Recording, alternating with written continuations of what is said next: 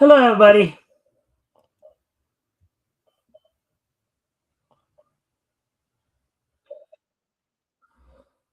Hey. All right. Welcome to the Mic Stand. Today, of course, is Sunday, May the 24th, 2026.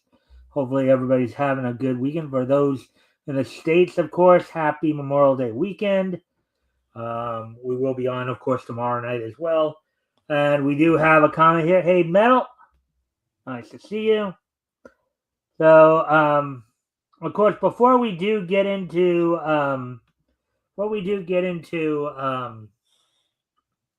what's on tap for tonight, I'm going to hand it off to my co-host for the evening, Rick Piper. Now, I know a lot. I was up until yesterday. I was promoting Sabrina from Devil Flyer Momentum. She was originally scheduled to be my co-host, but I guess you'd say a family emergency came up, and she was unable to make it tonight. But I do have her scheduled again for um for June 17th or June 21st rather. So we'll see her back then. Um, but anyways, with that being said, my co-host for the evening, as I was able to track him down yesterday, Mr. Rick Piper from Cross Comics. And we're going to give him the floor for a moment to allow him to promote his channel, promote his comic, tell us any little tidbits you'd like to tell us. And I'm going to go off camera for a quick moment while he's doing that, but I'll still be around. So take it away, Rick. Hey, well, as most people here know, I am Rick Piper, creator of Cross Comics, as my ticker there says, my name stuff. That link is, for a video I just put up today. It is a mashup video, mashing up Dragoon, I think that's how you say it, from the Super Mario universe with Whiplash from the He-Man and the Masters of the Universe. I've put it up as a short and as a regular video. So go check that out after we're done here. It's only about 3 minutes. Hopefully you'll like it. It's already gotten like over 1,000 views on my channel, which is crazy. All right. And so that's good. And I've gotten Maybe we'll 3 have a likes question on for it, you, Rick. but I've got 3 likes on it, but I've also gotten 2 dislikes. I'm not sure why. Yes, the Rick Piper of Cross Comics. Well, my guess, Rick, it's probably the occasional trolls. Just Yeah, can you say you got 1 like and 2 dislikes? no, I've got 3 likes, 2 dislikes. All But right. So the hey, two it's dislikes, I'm guessing, and I get them every now and again too. Sometimes people just come, they just, they have nothing better, nothing going on in their lives, nothing better to do with themselves, so they just go around and just be miserable and spread that misery around. yeah, Spread the. well, it's not like I care. Or like I said, it's gotten 1,400 views so far, over 1,400 views. You know, I wish it would had a few more likes, obviously, but it's got a couple dislikes out of that.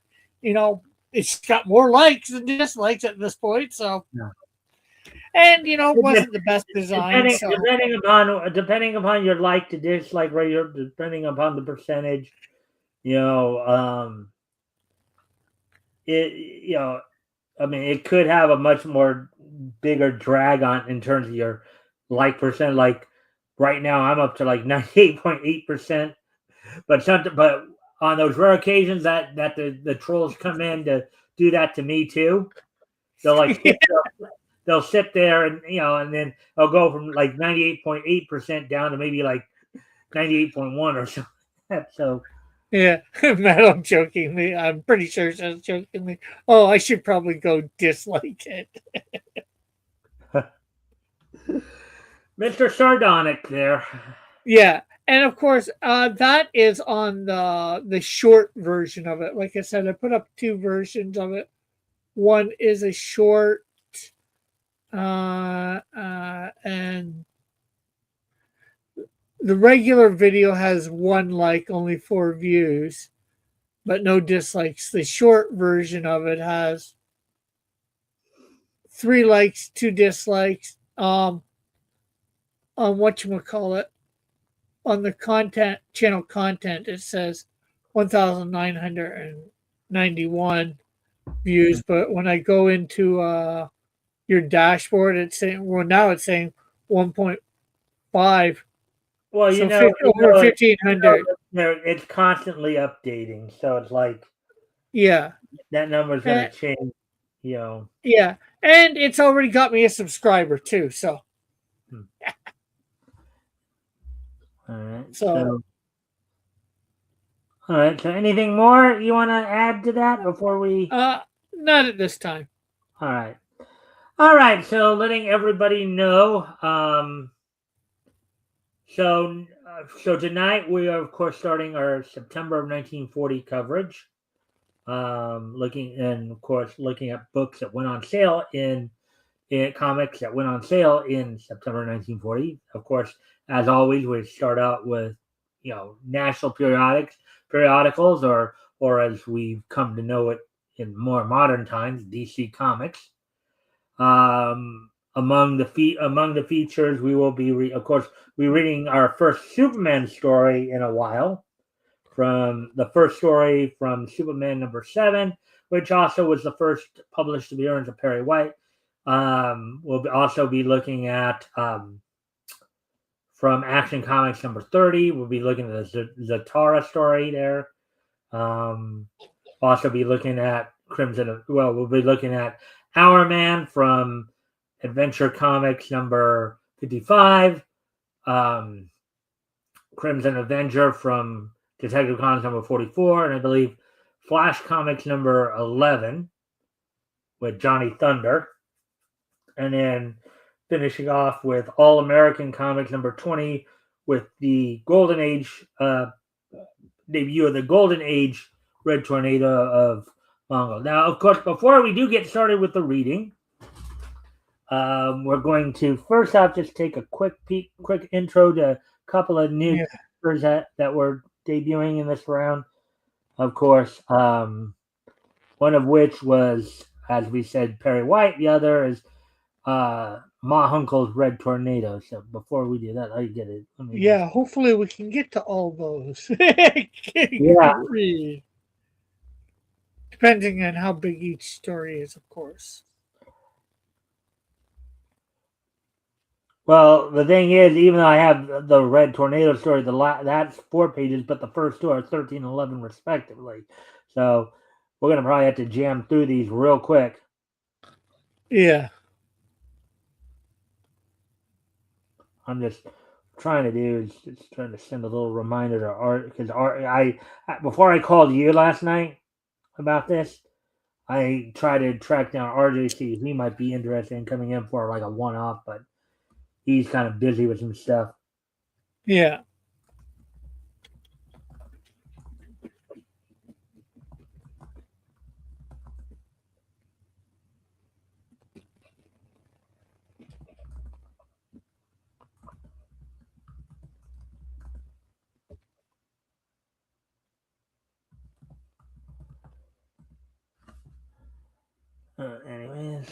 All right. So, anyways, with that, let me just. Are we ready to go here? Oh yeah. Alrighty then. So let me just.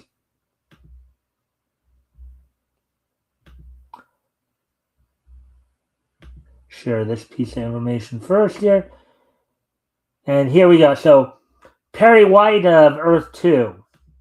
Perry White was a lead reporter for the Metropolis Daily Star. Of course, as always, we're not going to necessarily go into the history because it'd just be kind of redundant, but we will just go over the notes real quick. You know how we do it. We usually do notes, trivia, all that. So, Perry White was created by George Putnam Lunlum Ludlam, Ludlam, first appearing in the Adventures of Superman radio show.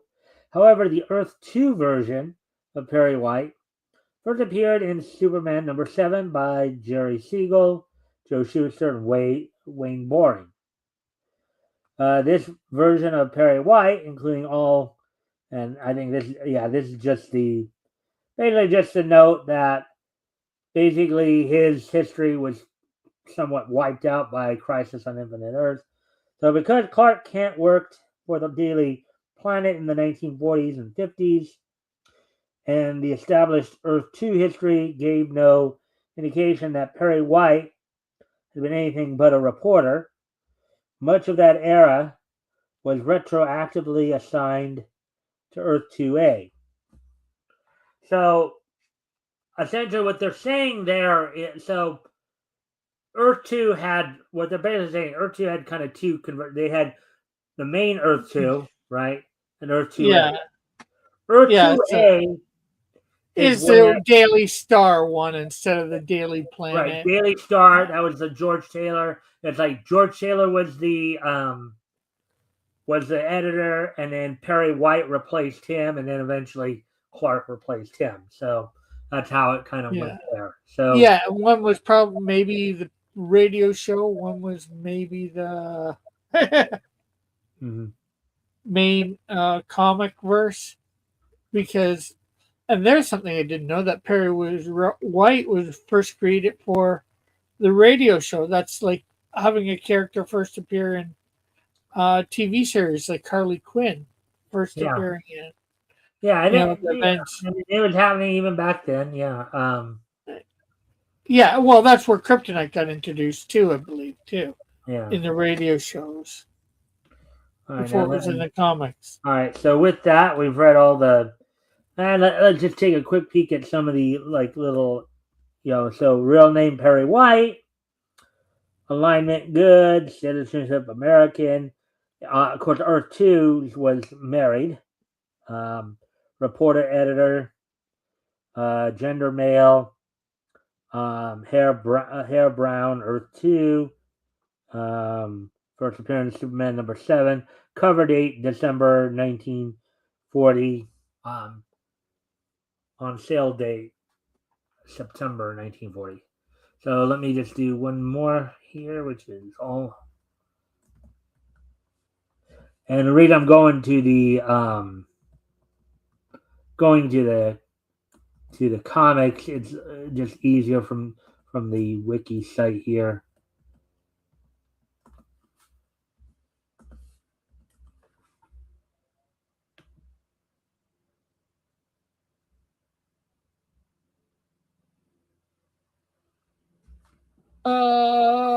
Metals and kryptonite is the worst thing to ever happen to Superman from a storytelling perspective, and it has never recovered.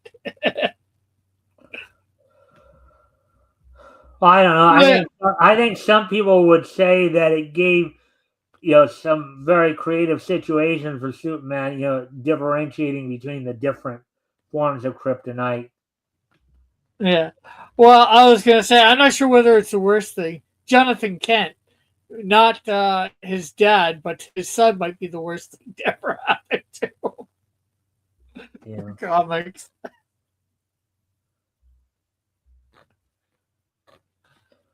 Yeah. So, all right. So, anyways, let's see. Oh yeah. So, okay. Now, previously, Ma Hunkel had actually premiered in beforehand here. All right. Let me go back here. And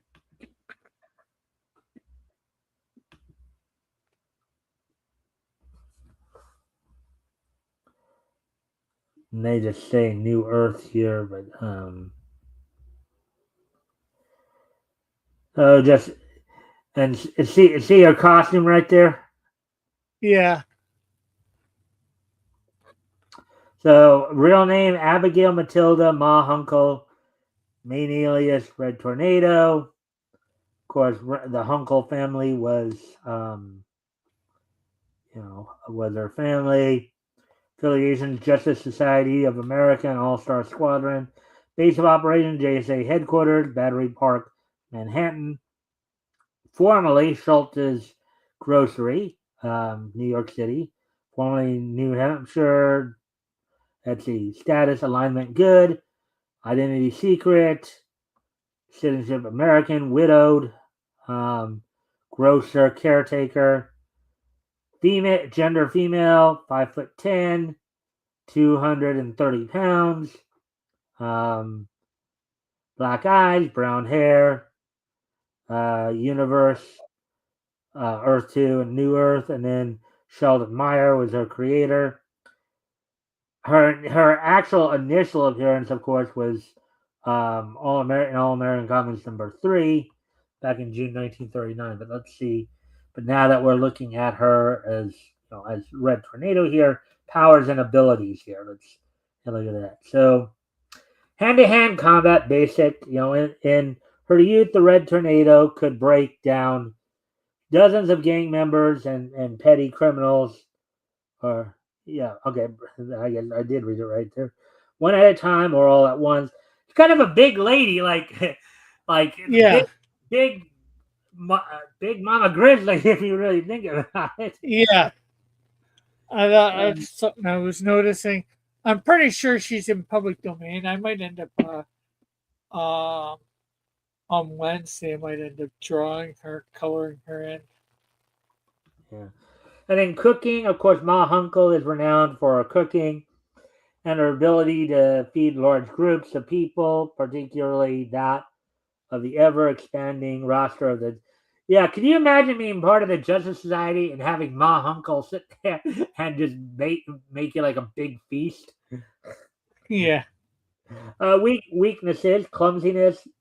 Be it by bad luck or clumsiness, Hunkel frequently puts herself in embarrassing or even dangerous situations. Well, yeah, what's kind of funny is that when she made her appearance in All Star, when with the origin of the Judge Society and All Star Comics #3, which we'll probably get to yeah. at some point down the line. In her first appearance there, she actually she ripped her pants. So, You know, you know how sometimes people will rip like the seat of their pants. yeah, That happened to her. All right, so notes. Notes. Although this character was originally introduced during DC's Earth 2 era publication, their existence following the events of 1985-86 miniseries Crisis on Infinite remains intact. However, some elements of the character's pre-crisis history may have been altered, or maybe this is a typical yeah, statement they have every time I come to the DC. And then Ma Hunkel first appeared as Red Tornado in All American Comics #20. Trivia, of course, Abigail Hunkel is also known as the Red Tomato. I can see that because with her body type, she probably does look like a big tomato in a red costume. yeah. Few Or people know tomato, tornado. They sort of seem similar. that. Few people know that Ma Hunkel was the original Red Tornado. Even during her brief stint as a crime fighter, people often mistook her for a man. Ma Hunkel's grocery store is on Vine Street in New York City. All right, so now that we got some of that basic information out of the way, now let's get ready to go over Now and it's time start. to go up, up, and away. As of course, the first story we are going to read tonight is going to be Just super. Superman from Superman #7. I believe it was wrong. Say there. Let me. And there's something too. I didn't realize when Perry White was first introduced is that he was just another reporter, Mm-hmm. like Clark.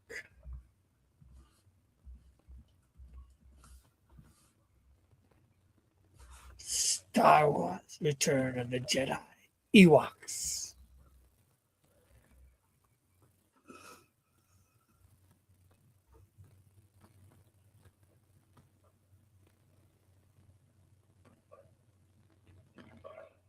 Down, down we go. Where we stop? We certainly do know.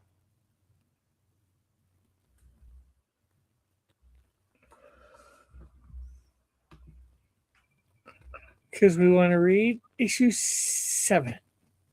Mm-hmm.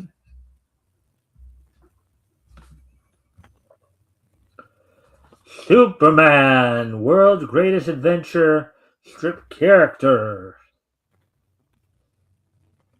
Dun, dun, dun, dun, dun, dun, dun, dun, dun, dun, dun, dun, dun, dun, dun, dun. World's Greatest Adventure character. Superman by Jerry Siegel and Joe Shuster.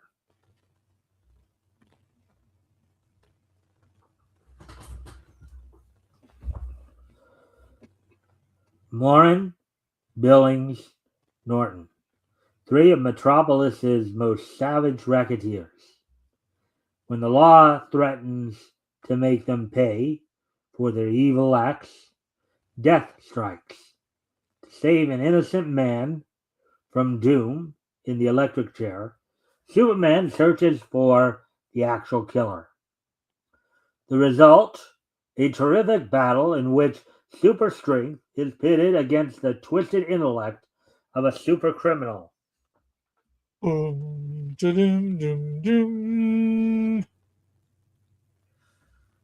All right. You wanna be Perry White right there?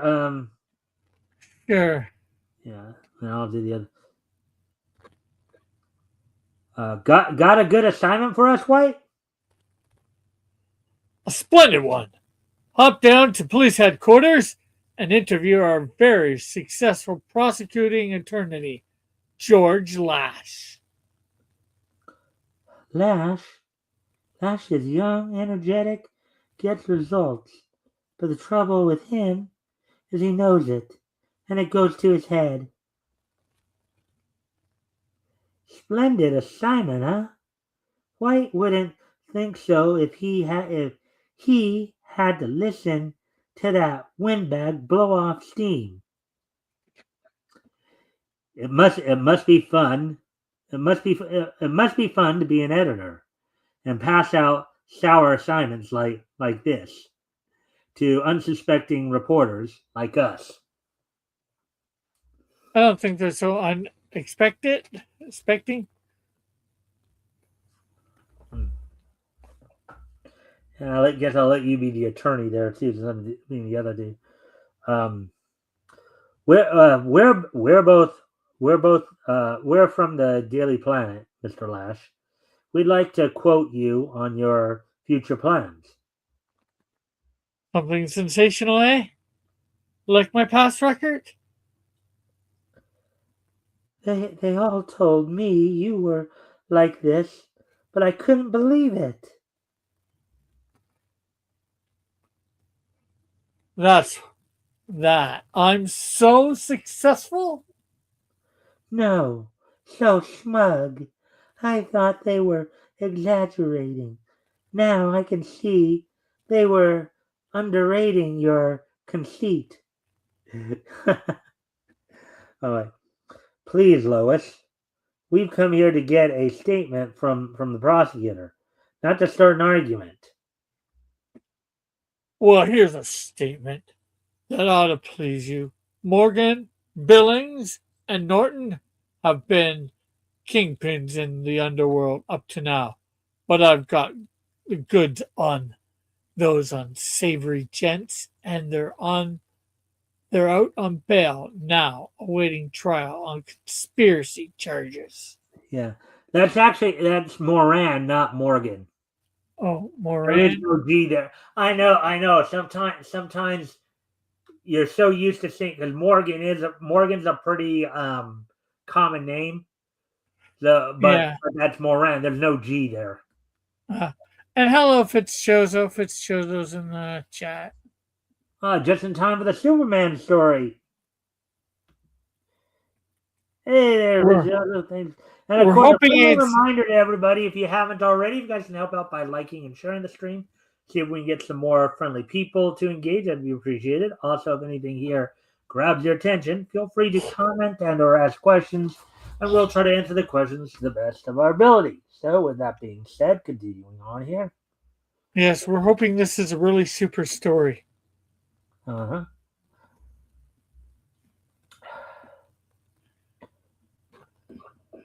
You're going to do what? You're going to do what every other prosecutor has failed to do. Now, won't that be dandy for your scrapbook? You've had your interview. Now you can go. Thank you, sir. You've been very kind. As Clark departs, his keen, observant eyes note Lash nervously crush his cigarette into an ashtray so that it is bent twice. Smatter, seen a ghost? Later at the restaurant. Yeah. Later in the restaurant, Smatter, seen a ghost? Seating themselves at that table, Moran, Billings, and Norton. Moran, Billings, and Norton? Did you say? Quick, do you know them? To speak to? Well, slightly.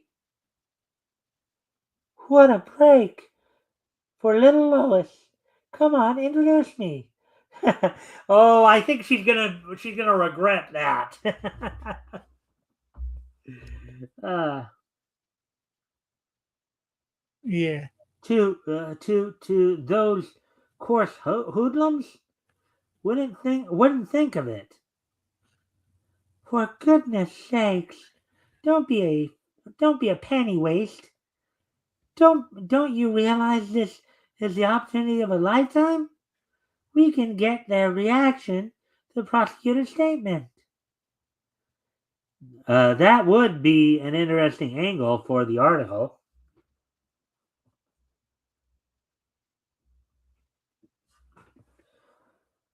Gentlemen, I'd like you to meet an colleague of mine. Lois Lane is the name. Sob sister on the planet. Wow. I'll do this first guy, then you can do the other Okay. two. Just well, this is a pleasure. I didn't know reporters came this good-looking, Lois.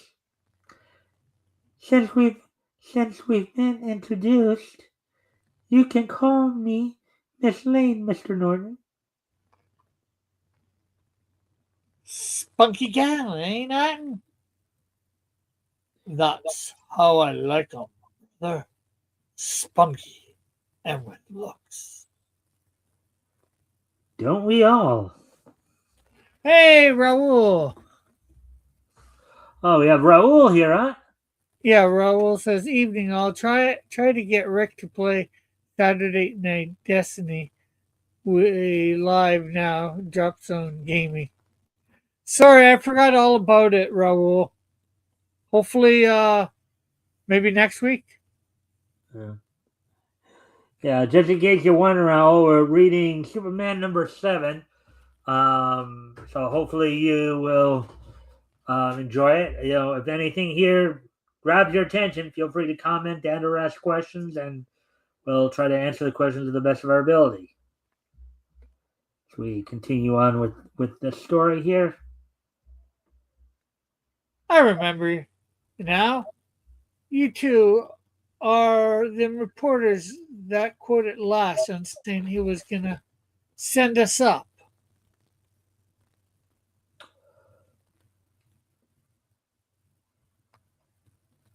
We were, of course, just performing our duty. What do you think of Mr. Lash's statement? You can quote me, Mike Moran, as saying the guy's full of hot air. Get that? Can quote me, Okay, I think it's pronounced Moran. Moran. Yeah, that's how it's pronounced. We get it. I can scarcely visualize Norton as being a gangster. Why, he actually told me that if I ever wanted to go on the stage, he'd pull a couple of wires to get me started. More than likely, those wires would be around your neck. Well, Yeah, well, the thing is that what people tend to forget, we tend to think of gangsters for their racketeering and stuff like that, but but a lot of times they run a lot of their operations under the guise of legal of legal operations, right? They do run yeah, legal they may run shady parts of a casino, but they also have parts of that casino that are actually legit and legal. yeah, to cover up for their illegal. Raul says coolness. Yes, I enjoy Superman. That metal says who doesn't enjoy Superman? He's the American hero.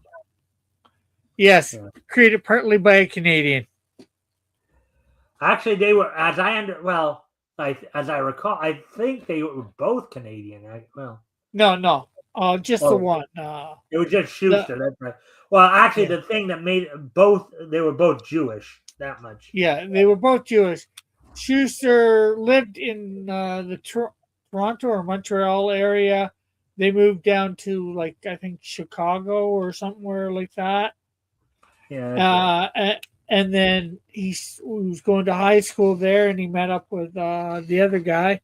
They ended up creating Superman together at that point, and Hmm. then ended up, I guess, working for DC Comics after they sold them to him. Yeah. Well, okay, but Siegel and Schuster didn't just create Superman is their most famous creation. Yeah, However, they did have some other notable creations too. yeah. Flam Bradley for one.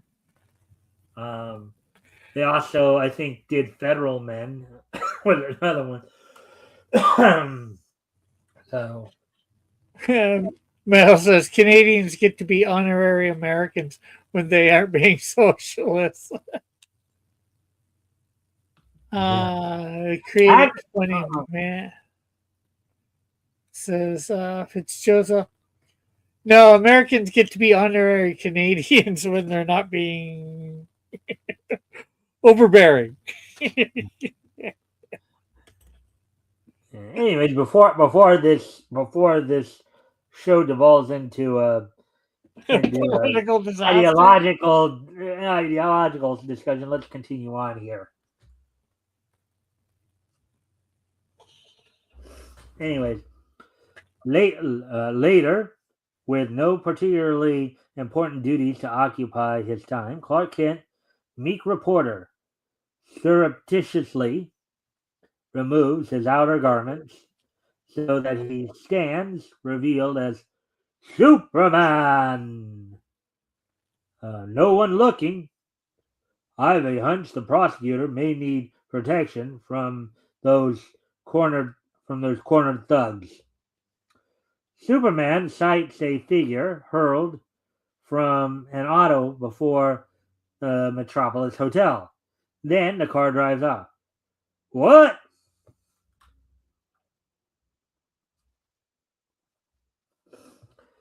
It's the prosecutor, George Lash.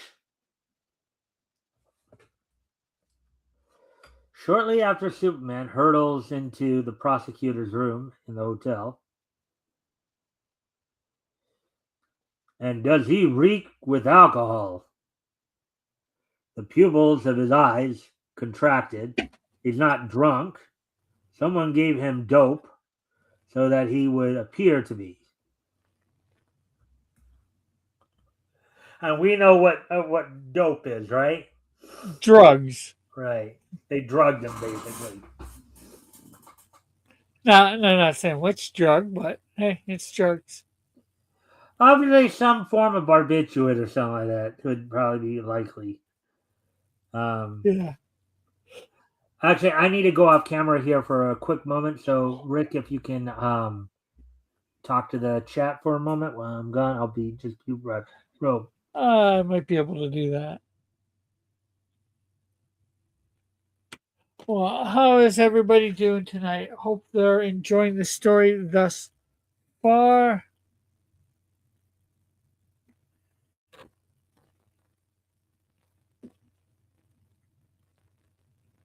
It's not too bad, but could be better. We're not.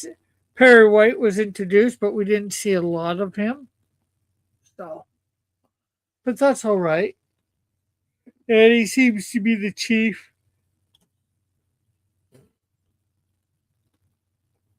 From the way the article described him beforehand that we read about him, didn't seem like it seemed like he was just another reporter, not the big cheese in charge at the paper. All right, I'm back now. So let's get back to the story then.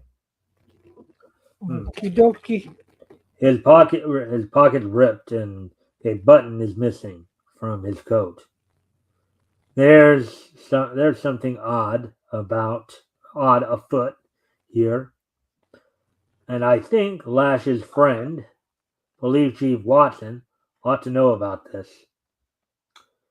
Down to the window ledge of Chief Watson's office streaks the Man of Steel. I'll simply confront Watson and let him know what happened to Lash. Next instant, something occurs which causes Superman to change his mind.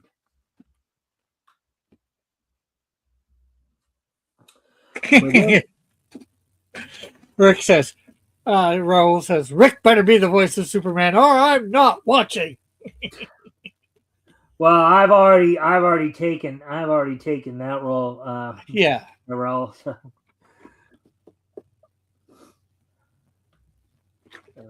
Sometimes I get to be the hero, sometimes not, and then just kidding, joking, just kidding, laugh out loud.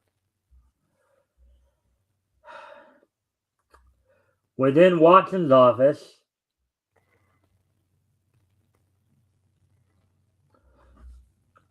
the prosecutor's wife has been murdered, and it looks like Lash did it. You want to be the chief there? I'll be right over, Sergeant Casey. All right. Sergeant Casey, I should have brought out my Irish accent. As the police car bearing Police Chief Watson pulls away from the curb, a costumed figure noiselessly leaps atop it. This calls for a radical change in my tactic. George Lash guilty of murder? But why should he kill his wife? I happen to know Lash has been trying to persuade his wife to give him a divorce for several years, but they couldn't compromise on a mutually satisfactory property settlement.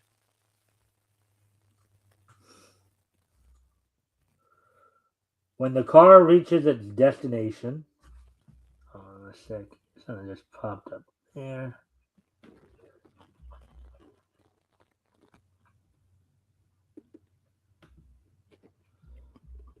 Alright, anyways.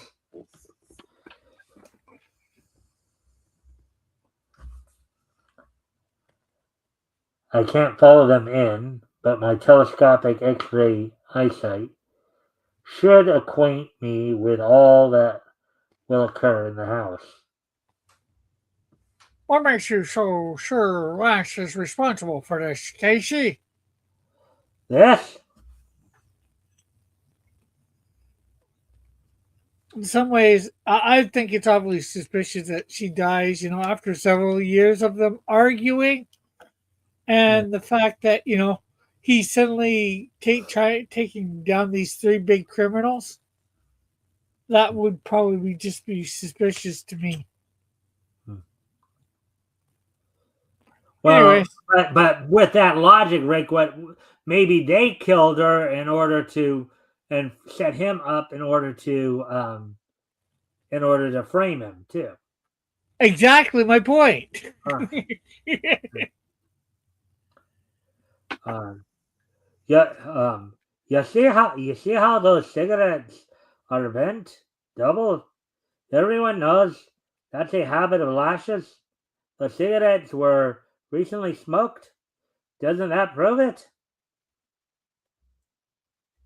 It certainly does. Casey, hurry to Lash's apartment to rush him before he has a chance to arrange an alibi or destroy the suit. The button found tightly clutched in his wife's hand came from.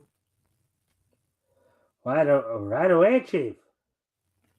Again, Lash. if everybody knows it, it's easily a way to frame him.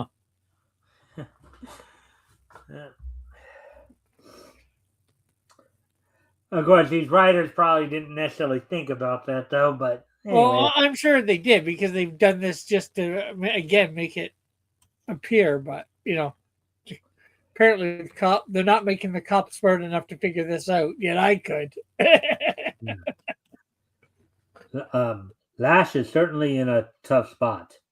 Wonder if that small bit of wood I saw on the carpet has any bearing on the killer's true identity. Superman re-enters the prosecutor's room just as he revives. Say, who are you? And where did? Certainly, as prosecuting attorney of Metropolis, you should have heard of me by this time. I'm not flattered. Great Jupiter, Superman. Right that time. But what are you doing here in my room? Trying hard to do you a favor. The police are on their way here to arrest you for the murder of your wife. My wife murdered, and I accused of the deed? You're mad or joking. It's only too true, but somehow I'm convinced you're innocent. It's very Now that might gratifying. seem a bit like a leap in logic. He's convinced that even though some of the evidence, the way it's set up, does make him look guilty, but yet he's already concluded that he's innocent despite all that. Yeah, probably because of everything that I've said about. Plus, he saw some wood on the carpet or whatever that we didn't see about. But anyways, that's very gratifying to have your confidence, Mr. Superman. But What are you doing with your right hand?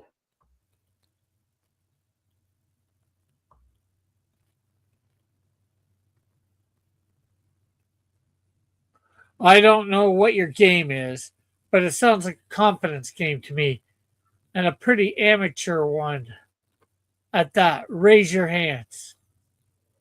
Very well. So you don't believe me, huh?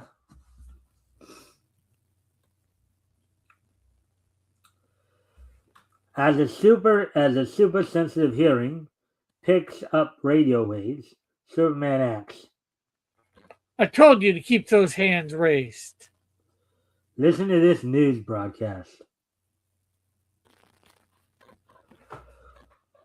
It's suspected that the murderer of Mrs. Lash is none other than her husband, the prosecutor. This bulletin has come from. What? Now, do you believe me?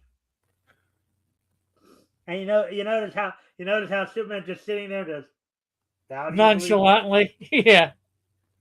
How do you believe me? My wife, Lane, myself accused. This must be a nightmare. It must. It's reality, I assure you. Tell me exactly what happened at your wife's home. You were there, were you not? Yes, yes. I recall that I was. Grace had finally consented to sign the property settlement as I left with it was someone hit me over the head. After that, I completely blanked till I awoke here. She signed a settlement paper? Then that will prove you had no motive for killing her. Let's see it. Now, before we get to what do you think is going to happen next? Oh, well, either the paper's going to be gone missing, or somebody's going to say, "Oh, he forced her to, and then killed her." Well, So she could. the first thing is what I'm thinking. The paper's going to. I think what's going to happen. What if you look? The first and second will probably. The first thing will be the next thing that happened. Then somebody will say, somebody may produce it as saying, "Well, this was coerced or whatever." No. Well, paper. I can't find it. Uh huh. What did we say? Yeah. Well, there goes that hope. Quietly now. We must give him no chance to escape. But the police are unaware that their silent steps sound as loud as thunderclaps to a man of tomorrow's supersensitive hearing. Someone's coming. The police. Please. They'll arrest me. I'll be railroaded to the chair. I've got to get away fast.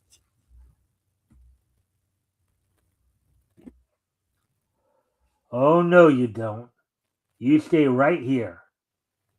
Want to ruin everything? If you run for it, it'll convince them even more strongly of your guilt. You you you can let me go. You're right. I've seen many a man to the chair on even less evidence than is piled against me. What will I do? Rest assured that if you're really innocent, you have my solemn promise you won't be punished for a crime you didn't commit. Later at the Daily Planet office. Oh, here we go. Yeah. Nice work, Clark. That scoop on Lash's arrest was humdinger. You must be tickled pink. Tickled? Oh, yeah, sure. Pleased with myself? Hardly. I've but little time to prove Lash is innocent and have made no headway.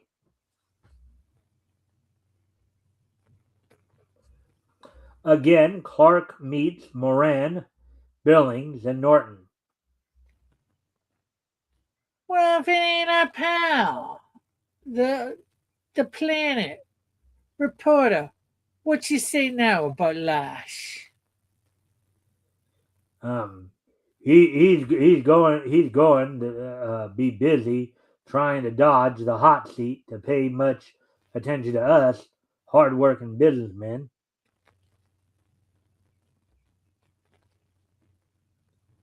You were Moran. I was Yeah, Norton. that's Clark. Oh, okay.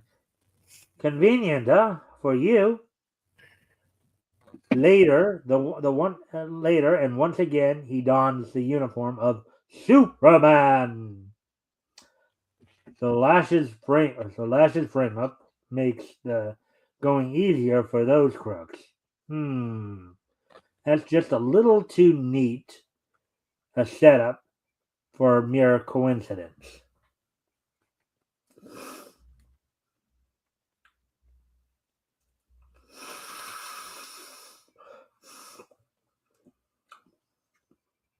The Man of Steel scales the sheer wall of of the racketeers' headquarters until he remains suspended beneath the window of their private office.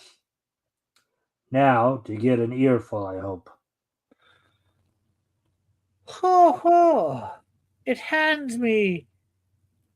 I laugh to think of the prosecutor being a prisoner in one of his own cells.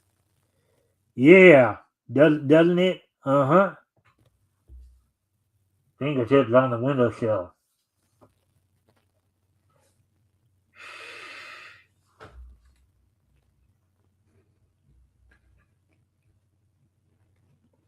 Huh? No effect. Concealment no longer possible. I might as well join your company. It's Superman. Come here, you lugs on the run. Get that guy. Okay, Bosh. Fire away, boys.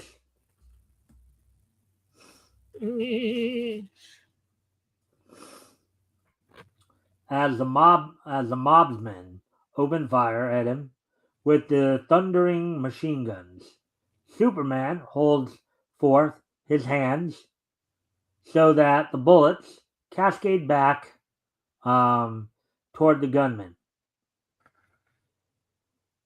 You can have them right back. Stop firing. You. We'll be killed by our own bullets. Give me those guns. He's got that. He got the gas. Run for it. Superman crushes the weapons together. There, let them try using these again. Quick, through here. We barely made it. Good thing you had these solid steel walled rooms built. Thought it might come in handy someday, and it did. This is a further precaution.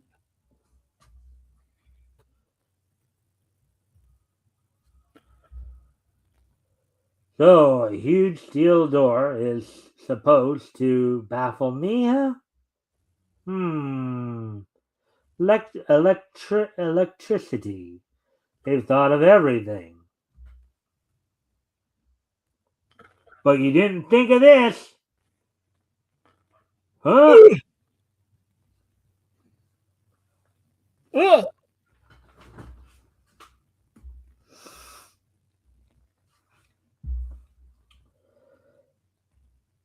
Don't want to see me. What's in that safe, huh? Don't want me to see what's in that safe, huh? You get the idea. Will you tell me the combination? No. It's a pity to. It's a pity to destroy such a fine-looking safe. Look at that! He's ripping it like it's paper. Yeah. Wow. Well, look what we have here. Mrs. Lash's signed property settlement. Wonder how it accidentally came into your possession. We bought it from a sneak thief. Well, okay. How would they have known it was stolen? You don't say. I'm sure the police will be interested in your explanation. Put me down! I'm sure they'll also be interested to learn that the small piece of wood found at the murder spot was a toothpick that and you always chew toothpicks. That don't prove nothing. But as much as a cigarette.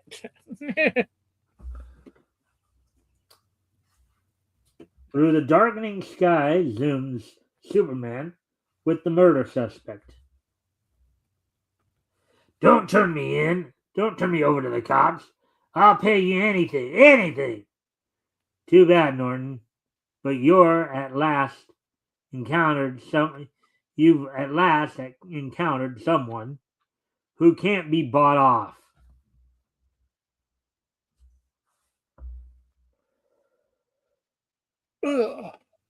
What intonations? I've brought you a guest, Watson.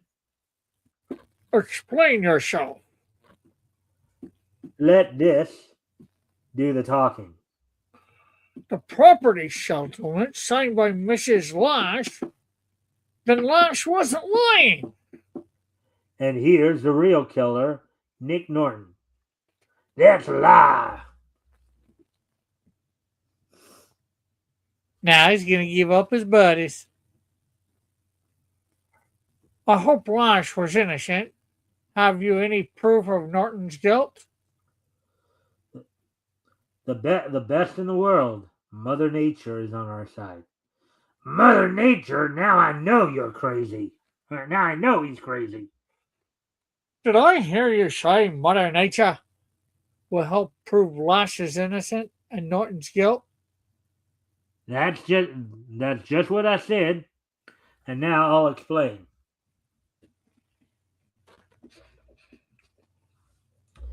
It just so happens, Norton,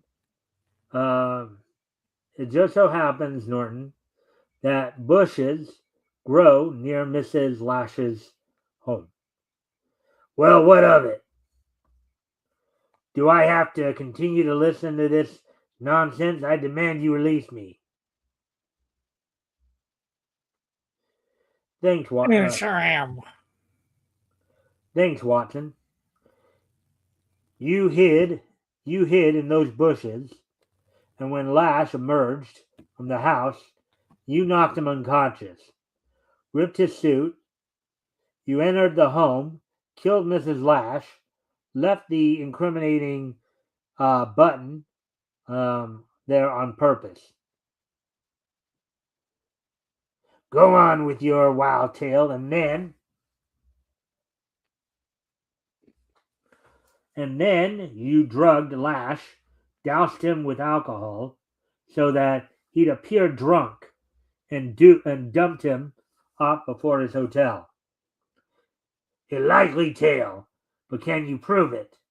And what's that rigmarole about Mother Nature? Oh yes, the bushes.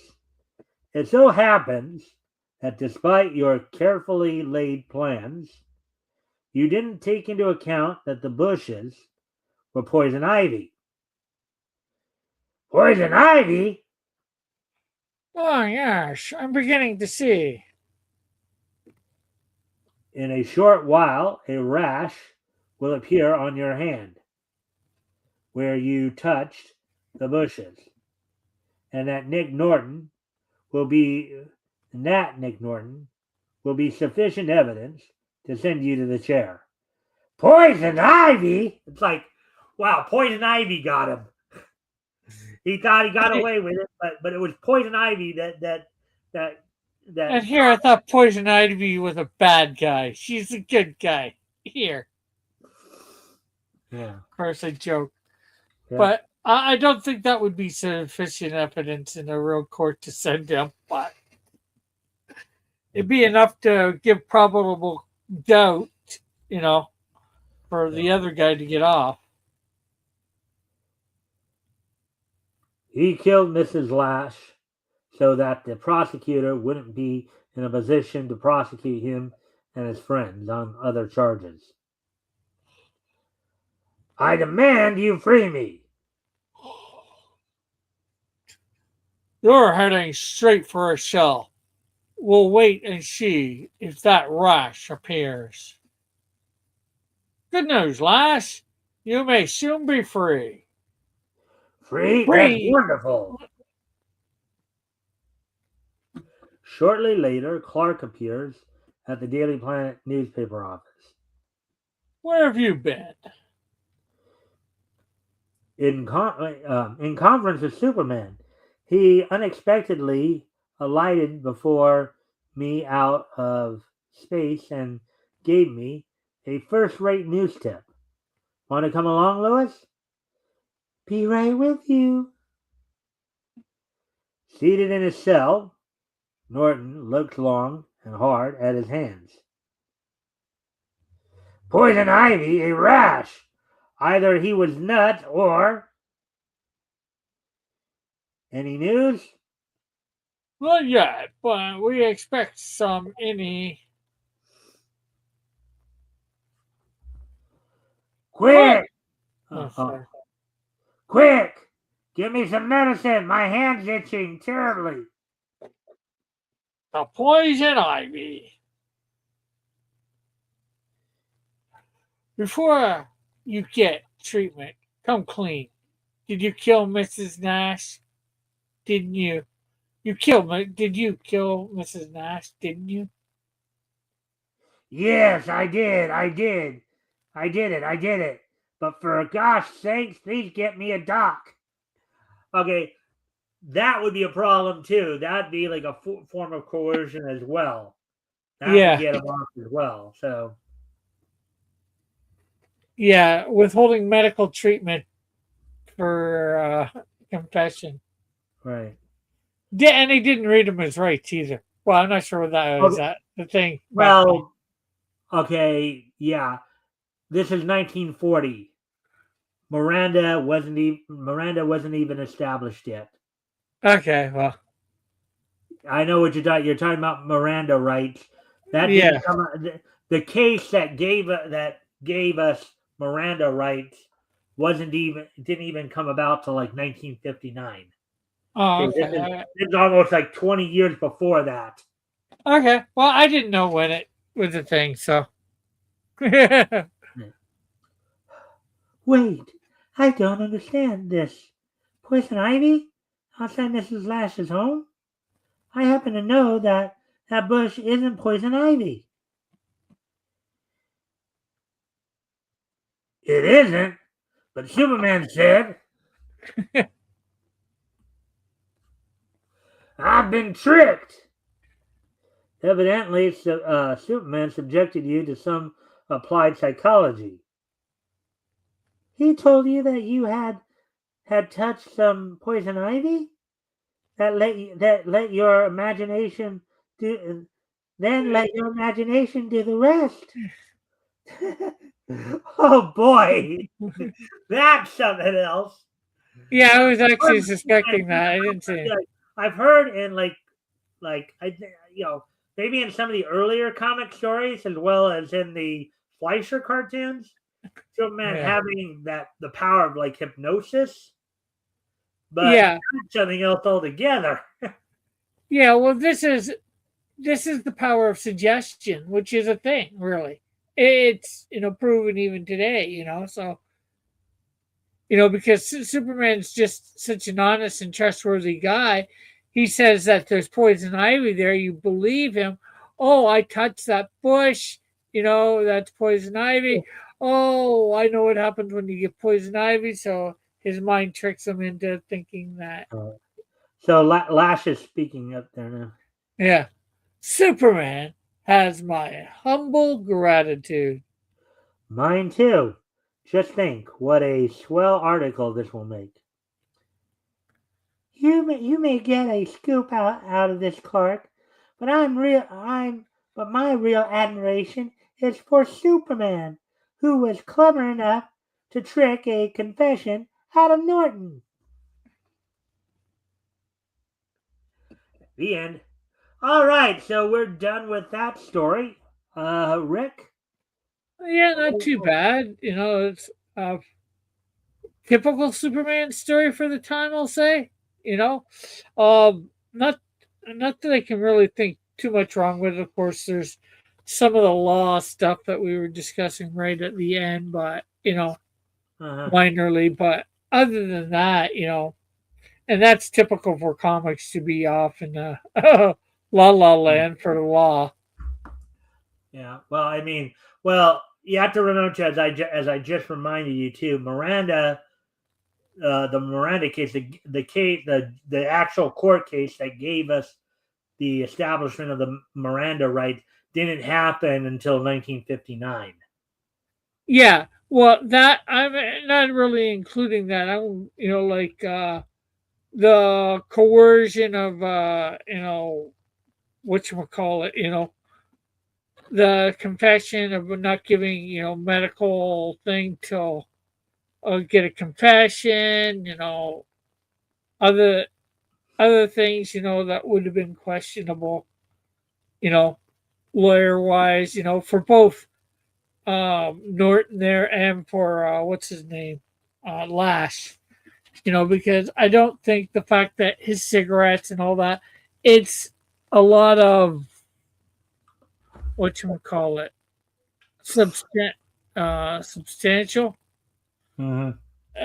information. Not it's not real proof. Mm-hmm. So there's a lot of that for both sides of this. There'd be just enough, I think, either side easy enough that you would get reasonable doubt. Mm-hmm. Again, and that's assuming all this stuff that I'm mentioning was a thing back then. I'm not sure Right. what courts were like back then. Yeah, you said the Miranda wasn't a thing, but other stuff we might not be quite so sure of. You know. Right. Right. All right. So, anyways, now we'll get ready to move on to the next story. But we're already past the hour mark, so it took us quite a bit. But that was the longest story at 13 pages, and then the Zatara story here we're going to read next from Action Comics number 30 will be will of course be um 11 pages, 11. Yeah. Well, and you're then getting that everything up. else will be single digits. All the other stories will be single digits, but Okay. Oh, well, you're getting that ready. I'm going to grab myself something to drink. right.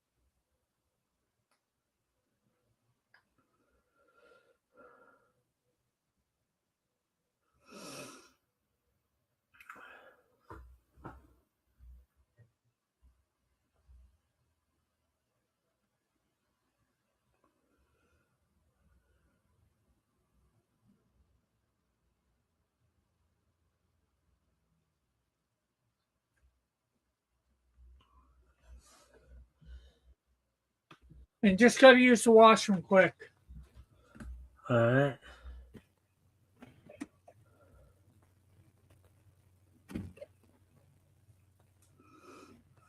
And we're gonna just head on down to the.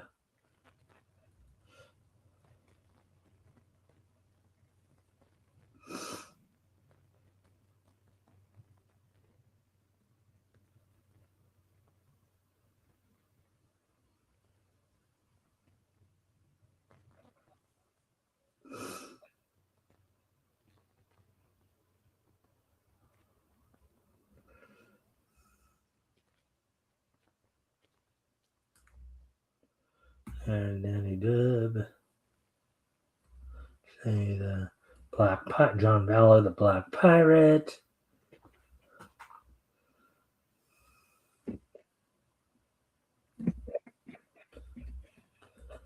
Fantastic Facts. Three Aces.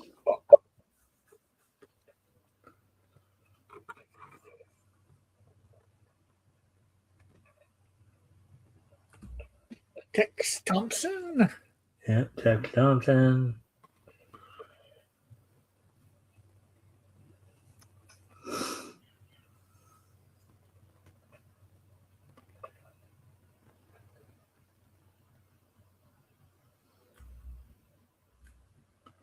Clip Carson. Can we clip?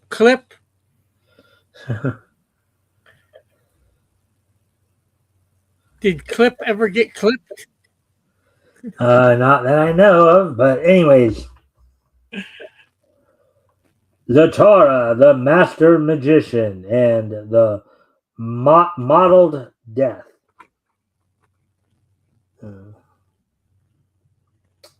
A new terror strikes among the wealthy of America. Death by the unseen hand. Oh, look at that guy's face right there. It looks like he's got a bunch of holes in it. Yeah, or chicken pox. Something to that effect.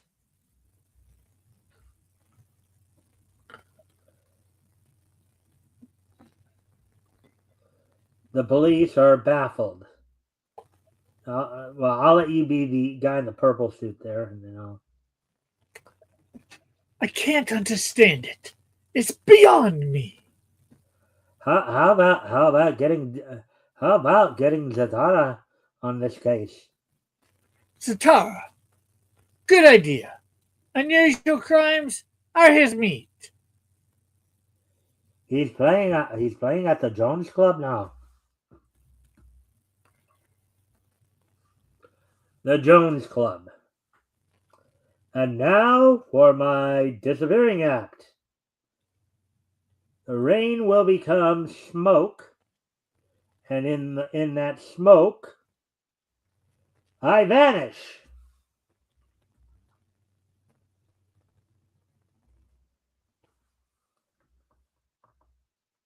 You were the guy in purple. Yeah, I just saw that last trick where Zatanna vanishes. Boy, he's good. I'm Reagan, by headquarters. I'd like your help in a case, if you will. That was my last performance for a week. In that time, I can assist you. These men who die by model. Oh, I'm sorry. I go for it. I think that was it. These men who die by the model death are all wealthy. We don't even know what kills them.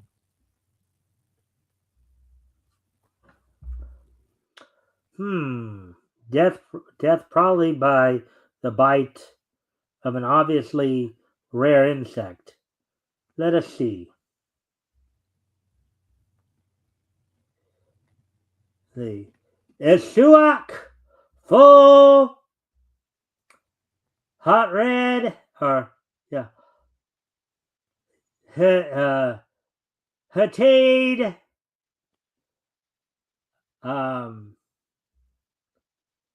Curse of death appear. Repa. Curse of death appear. Yeah. Well, I know that, but there's your killer. But what is it?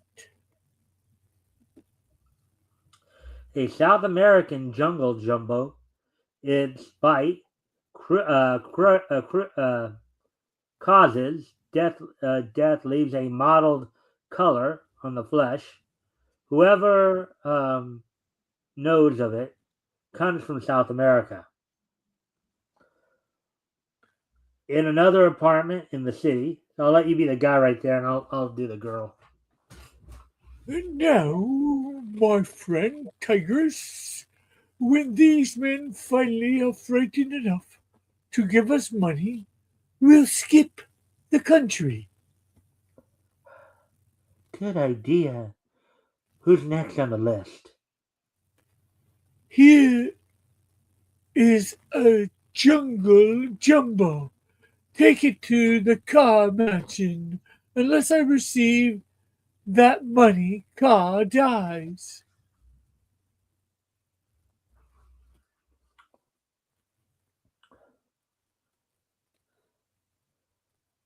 I shall try to make psychic contact with the owner of the Jungle Jumbo.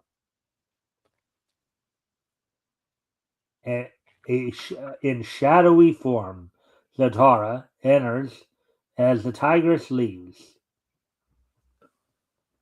The tigress. I should have known. She was in on this. I'll trail her. She's up to no good.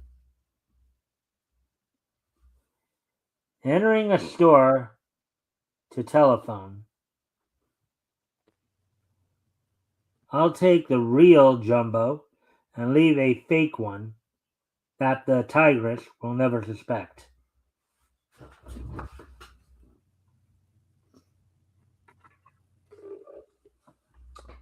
The tigress enters the mansion window. A glass cutter certainly comes in handy. Card is in the next room. The master said he hadn't sent the money, so in goes the Jumbo. As the tigress leaves, the Jumbo fades into nothingness.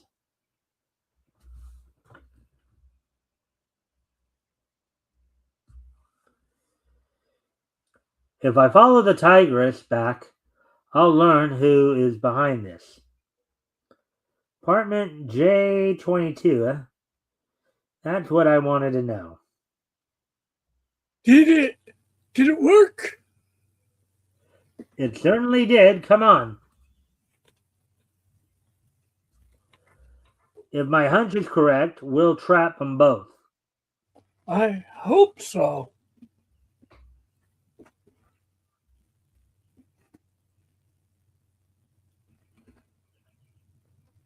They ought to answer. Nothing has come up to arouse suspicion.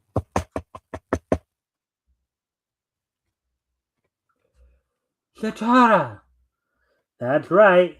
Let us in, Tigress. It's Zatara. He's wise to us. Ooh, he cannot prove anything, but perhaps it is better, as you say. But give them a warm reception when they batter in the door. My Jumbo will kill them. Hurry up. Let's get out of here.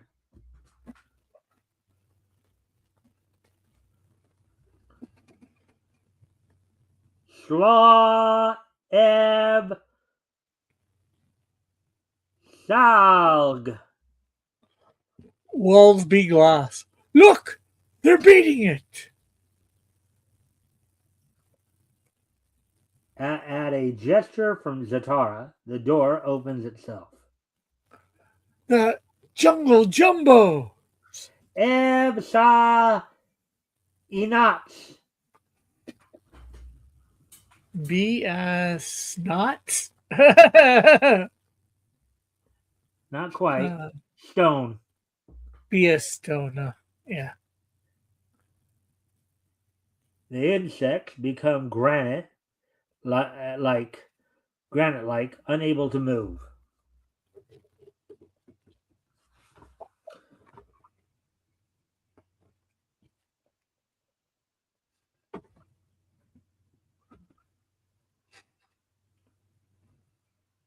You're the guy in the purple there, Rick. Oh, yeah. I was looking at the next one. They're getting away. I'll bring them back. Nruder.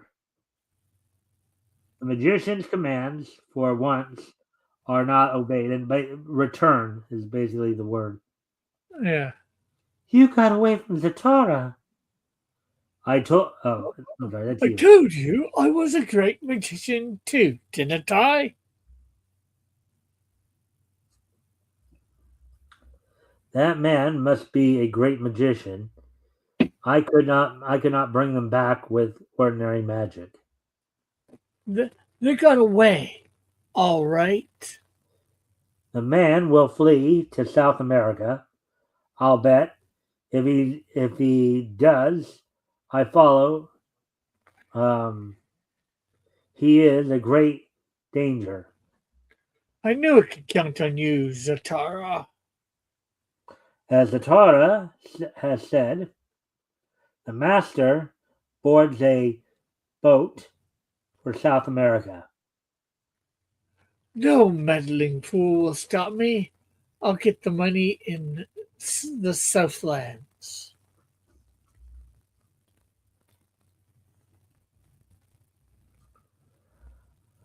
I can feel that the tigress is on a boat.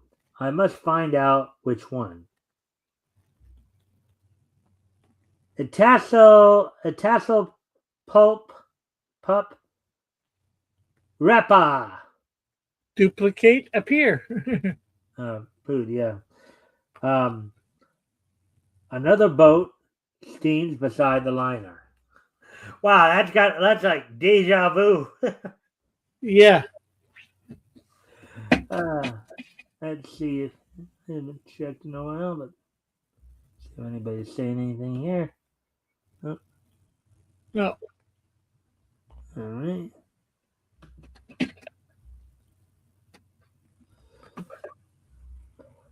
Master, look at that steamer. This smacks of Zatara's work to me. I shall make the steamer disappear. Mumbo Jumbo.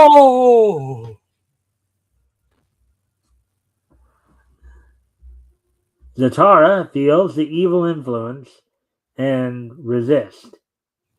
Yeah, you would think I would be thinking, and I don't know if you'll see if you Uh, know the reference here. What I'm about to say, you would think some robotic steer, bipedal steer, would be coming around.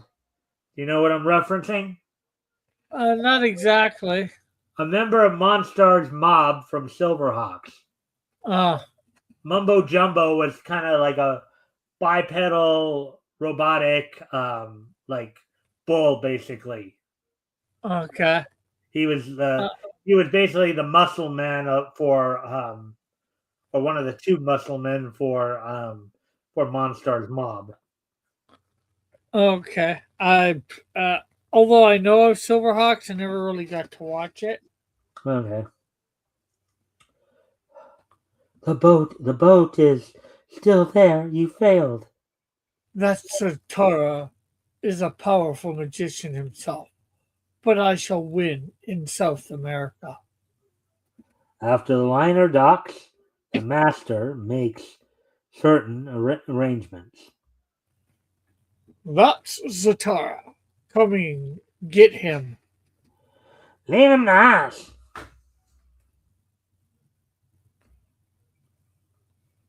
Like somebody like that could be just beaten down by a couple of thugs. Here he comes. Play him. I feel strange. Soreto Repa. Others appear. The two thugs are amazed. Did you see? Did you see what I? Do you see what I see? Jane. Whoa! Wait. We shoot at. All of them. Uh, they see many Zataras and do not know which one to shoot at.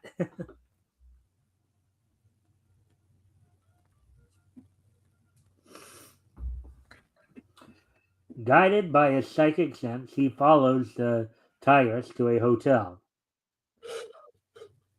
They seem all set to go on a trip. I'll put a stop to that. He hand grips. So the hand grips suddenly become open.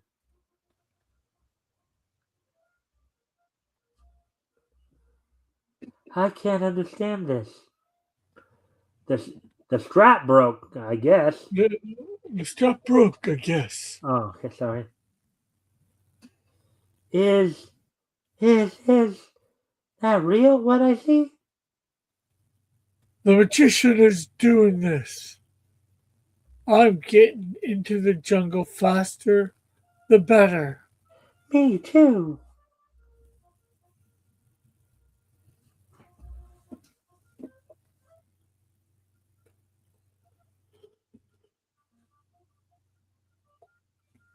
That's you on the left. Now, take us inland to the waters of the Offling. Jeez, the Jagoan. No, you almost said it. I think it's Jagolfing. Jagolfing. What? I think like J A then golf ing. Yeah, but is But that but a. but the problem what makes it funny is that it sounds like something else. If you get what I Well, mean. I think what we're thinking is an F is actually an A. Yeah. I think it's Jagol. Jagolang. It's all one word. It's all one word. Yeah, It's Jagolang. yeah. Well, no, it looks like an F to me, but Yeah, well, I'm looking at it a little bit more closely, and it looks like an A when you if you really look at it. so Jagoling then Jagoling.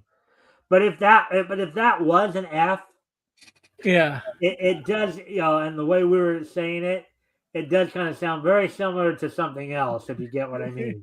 yeah. Hmm. Good, sir. Get aboard. The river steamer sailed into the jungles.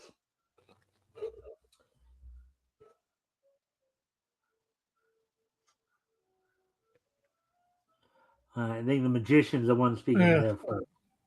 We continue our journey by canoe. Soon we shall be at the city of Kilgore. There we will make the great magic to destroy Zatara forever. Destroy Zatara? That's impossible.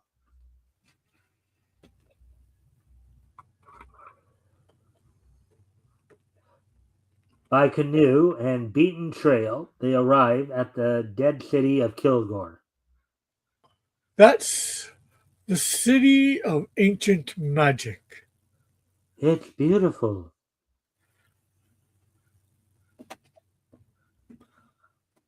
We will enter the Hall of Magic and make a strong power to overcome Zatara.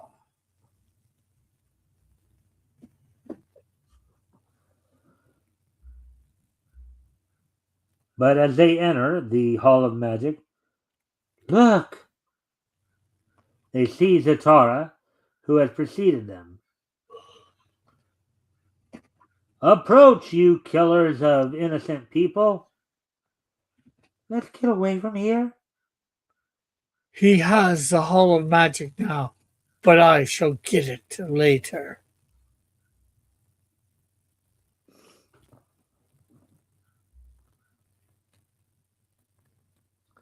Now, there's something interesting there.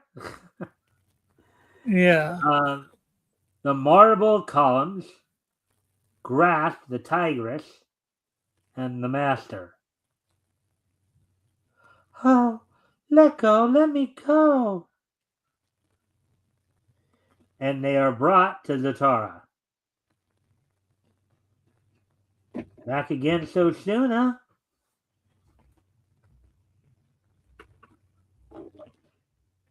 Actually, it's kind of funny that maybe because it's marble or whatever, but look at how when that marble grabs her, look how her dress is starting to slip down.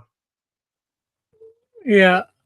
I mean, it's not like it's obviously not like totally coming down and all that, but still, it's like Wow. Yeah, it comes down off her shoulder a little bit. Yeah. It's time you both were given a lesson. You must learn that you can't kill people without punishment. How did you get here before us? Did you ever hear of transference of material? Matter by thought control? That is how. That is how I accomplished it. Just as the Tibetan Lamas do. Sagam was each el poet.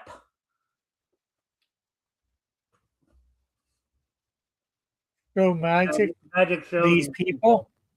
Magic show these people. As the Torah is about to demonstrate his magic, an arrow speeds past him. A war arrow, that means the savages learned of our presence.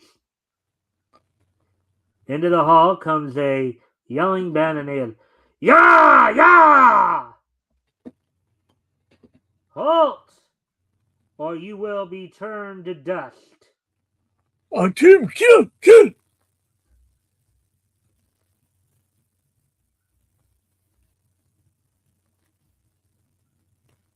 A rash native leaps forward with upraised spear. Otni stood into dust. He crumbles into a few grains of dust. I think all of you need a lesson. Ebti os. So it be, or be it so.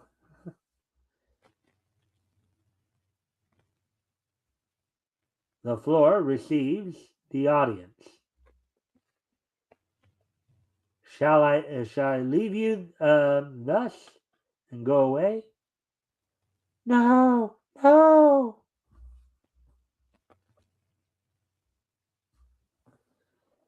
Have mercy, Zatara. Spare me, but don't leave me thus. What mercy did you have on those men you have killed? None. The lesson in magic begins.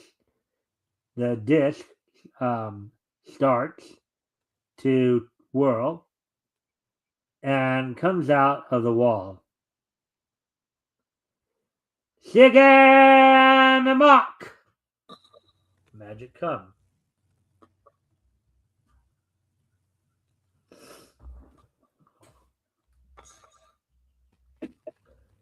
The silver disc produces rain. That is to cool off your hot heads. The disc becomes a sun and dries up the rain. He is a god. He makes the weather. Let us honor him. The disc hovers over the master. What are you going to do to me?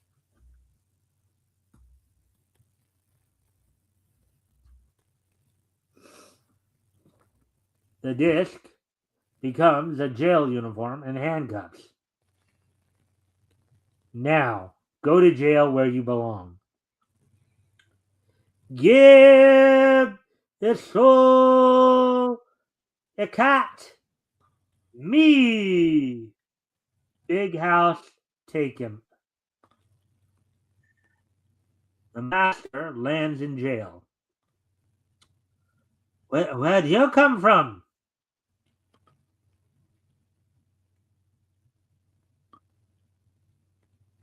Oh, master. Okay, I've guess you. already said the master lands in jail. Okay, where'd you come from? Warden, I'm a murderer. Put me in jail. So that Zatara can't get me in here after me. Get in here after me.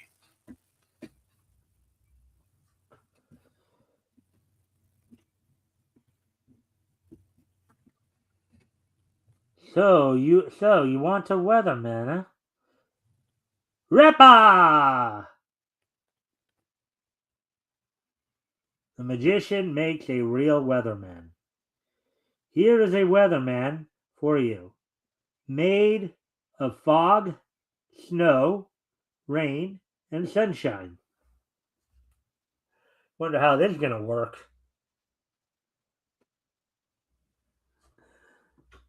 Just like children, so pleased with their new toy. Like he couldn't have just sent them back where they came from? Hmm. You too, Tigress. You too, Tigress, are going to jail. Come on.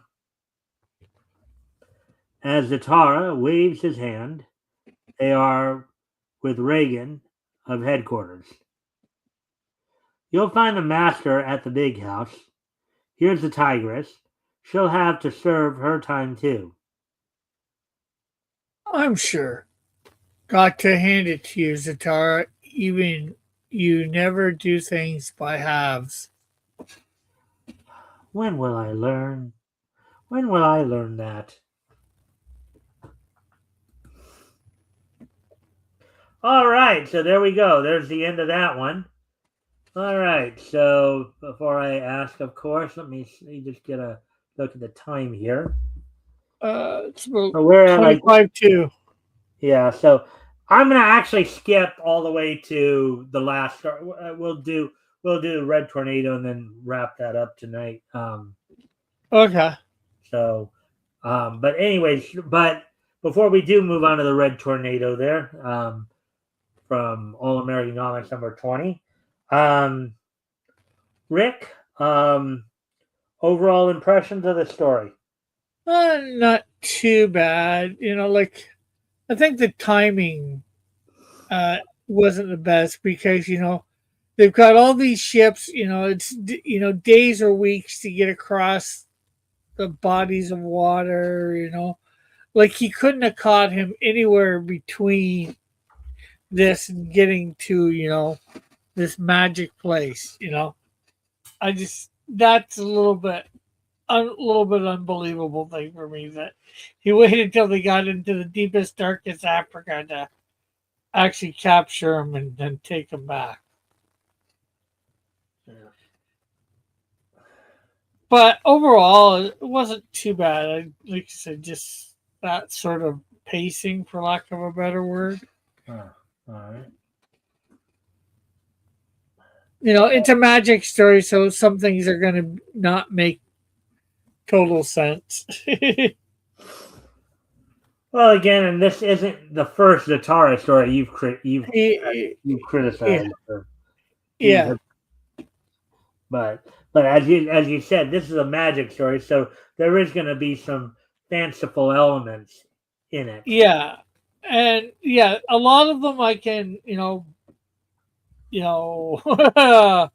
put away. It's just that they're on a ship that crossed the Atlantic, or Mm-hmm. the no the yeah, the Atlantic, that takes days to weeks to get across, especially back then, you know, and then they're going into the deepest, darkest Africa.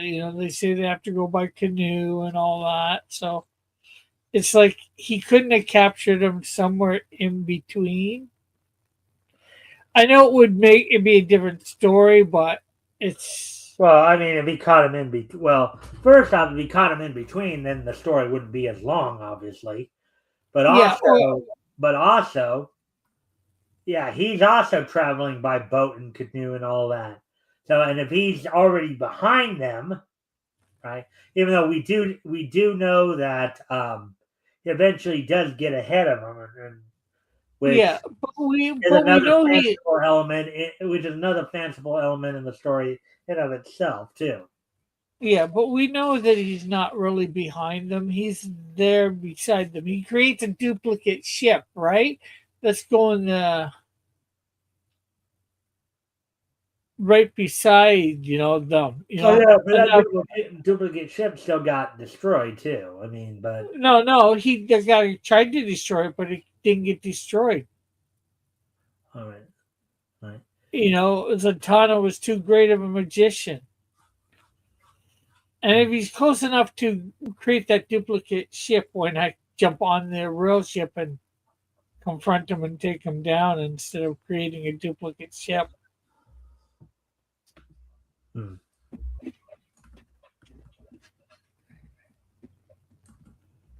But except for that traveling stuff, but to stretch it out to get it to where all they need to be in the deepest, darkest Africa. Mm-hmm. The story was all right. So we're gonna go to number 20 here. Ma Hunkle's first appearance as Red Tornado. Now this is kind of a continuing story too. It actually is a bit of a story arc. This is actually the feature is actually Squibbly, the Squibbly Gibbet. Um, but it's kind of where the Golden Age Red Tornado started from. The actual story they're in is the youngest of Ma Hunkle's kids, Sisty and Dinky, got kidnapped, and Ma Hunkle ends up having to try to save them. Metal says magic doesn't need to make any sense. Yeah. Well, I mean, hopefully it makes some sense, but yeah, I get what he means. And sort of, I think I'd give a few more allowances when it's magic. Right. You can do magic. You can have anything that you desire. Magic. And you're the one who can put out the fire. Anyways, little 80s classic there. So, with that being said, let's move on to. I know I did say we'd try to get through 5 or 6, but obviously we barely got through the first 2, so we'll jump to this one because this is other one that had kind of an intro to character. But anyway, Yeah. Squibbly by Sheldon Meyer. And this one's going to be a bit more of a hard one to read, considering that a little bit more faded here. Yeah. Dinky and Sisty have been accidentally kidnapped by a gang of racketeers and are being held in a swanky gambling house.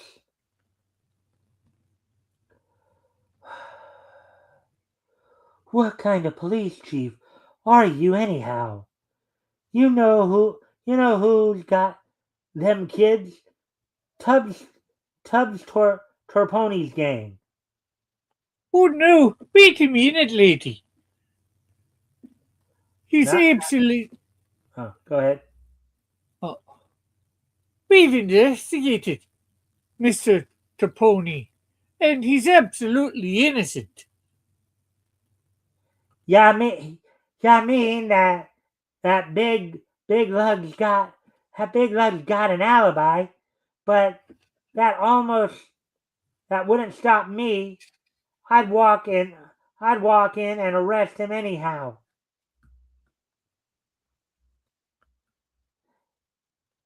Oh, now, listen, lady. Mr. Toponi is a pretty powerful man in politics.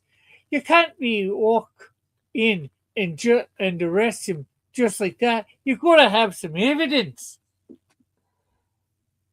You mean you're afraid of that guy, huh? Okay, that's all I want to know. Come on, gang.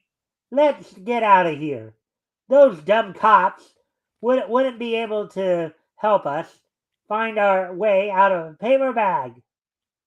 Oh, now listen, lady. That ain't so. And there's Squibbly down in the right hand corner there. You see him right there? Yeah, going like this. Well, no, he's not the one with doing this. He's the one in front of the. Squibbly's the one in blue right there, like Okay. with the glasses.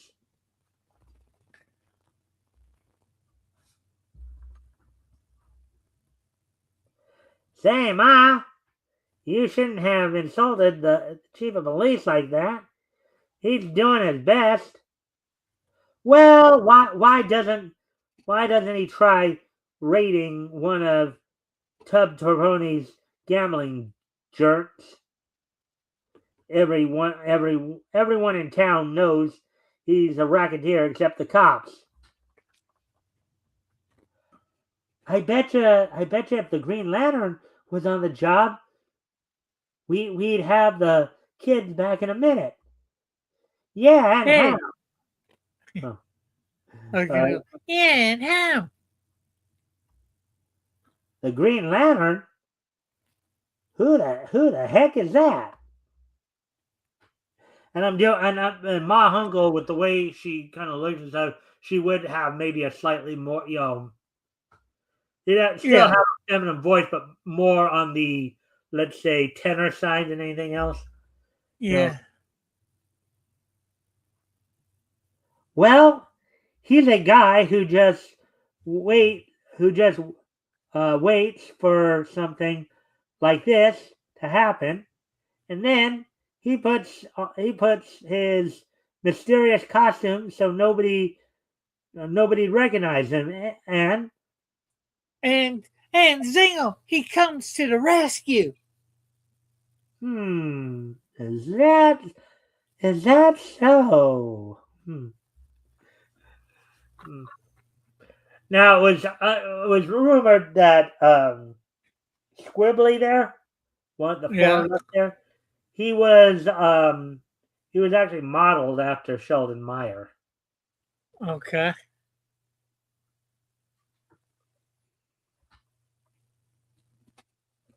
You say this Green Lantern fella, or whatever you call him, puts a mysterious costume so nobody recognizes him, and then comes to the rescue, huh?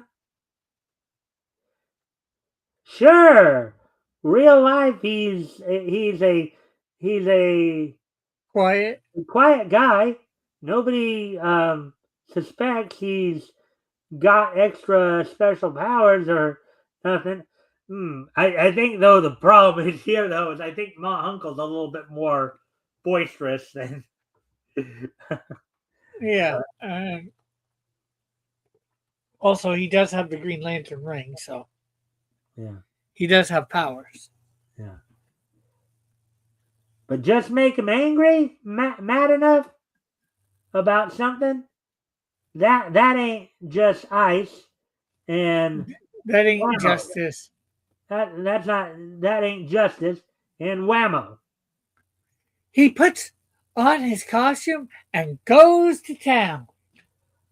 Well, what do you know? He puts his costume and goes to town, huh?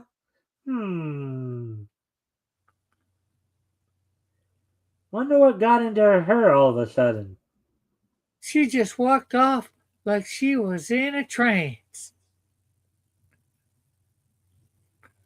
How how can you even talk about such nonsense when her child and mine are helpless? The hands are in the hands of vile kidnappers. So that's So Dinky is Squibbly's little brother. Sisty and they're the best friends. Now Dinky and Sisty would go on to become the Cyclone kids later.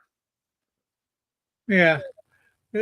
It's just to me, they haven't figured out what she's planning. Yeah. Well, I would almost. Well, that's Squibbly and Dinky's mom right there. I'm thinking she might be thinking that what kind of idea are you putting into her head? Meanwhile, here are the two helpless children who are in the hands of the vile kidnappers. And you notice they kind of put parentheses around it. Come on, you Yeah. guys! I thought you were gonna come and get us. Hey, Hey, sissy. Fifty, that was our last bottle. Okay then. In that case, these guys can have back their old roulette wheel. Hey, look out with that wheel, kid. It's heavy. Oh, that's okay. We ain't gonna throw it. We just wanna roll it down the stairs. Hey.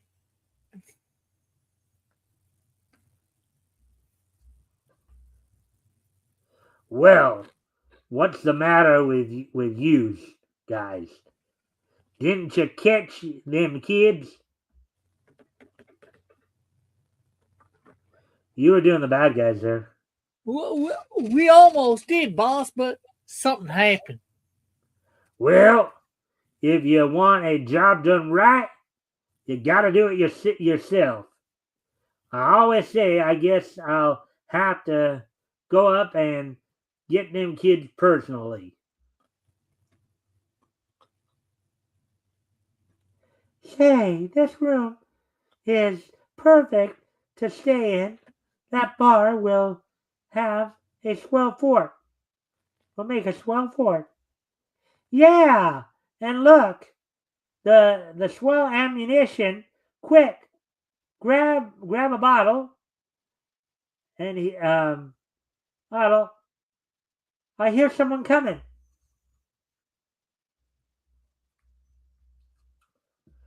Come on, you kids. I know you're in there. If you don't come out when I count three, I'm coming in and get you. 1, 2, 3. Ow! Quick, grab his gun and help me get his suspenders off.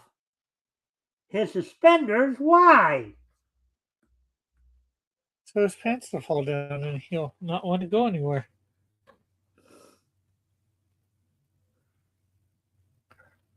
Never don't mind the dumb questions. Go over and get all the bottles you can carry while I tie these suspenders to the chair and step on it. Okay, okay. So, what do you think her plan is, Rick? Make a slingshot? That's Just because I read ahead. that's what it sounds like. Suspenders plus bottle slingshot attack. Now, let any one of them tough mugs, try to come in after us. We'll give 'em a champagne celebration.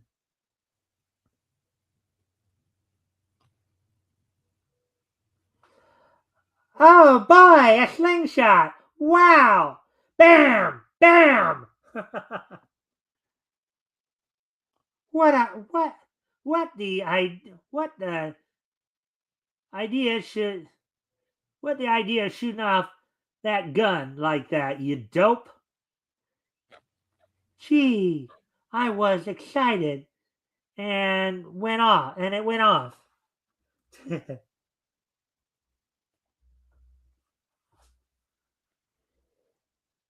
You want to do the other thugs here? Oh yeah. Did you hear them shots? The boss must have finished them kids. Oh, come on, let's go upstairs.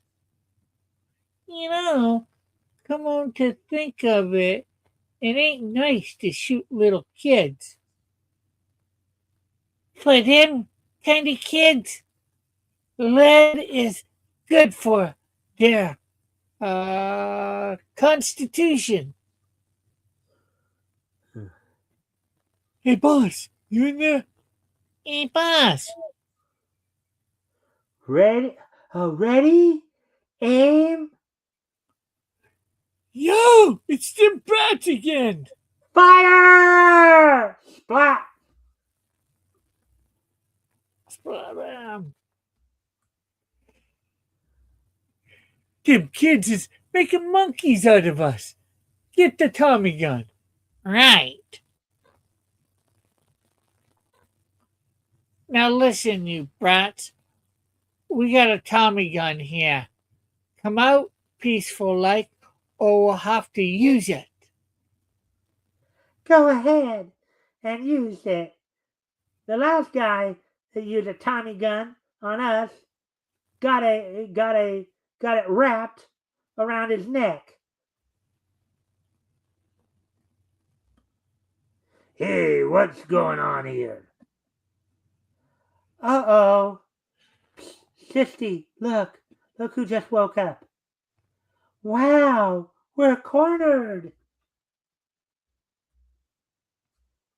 Hey! All right, boys, come on in. I got him. Whammo! Go on. Come on, let's go in. The boss has got the kids. It's okay now.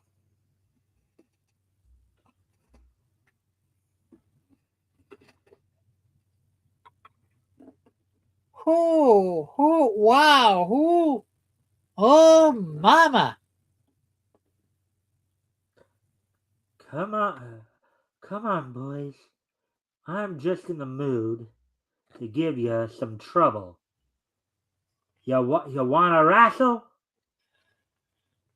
Who is the mysterious figure who has come to the rescue of Sisty and Dinky? Whoever he is, he certainly picked the right time to show up. Don't miss the next issue, kids. Why Big Bra does leave home. Say, who took my glasses? And I can't see where I'm going. Anyways. All right, so how did you like that one, Rick? Pretty good. Nice, entertaining, a little bit funny. Yeah, it's kind of a nice little It's a mix of the because like slice of life type ones or the gag ones with the superhero or starting to be. Oh yeah. Well, it's kind of funny because even though it will still remain Squibbly's feature for a little while, it starts out more as as you said, a slice of life, as a slice gag.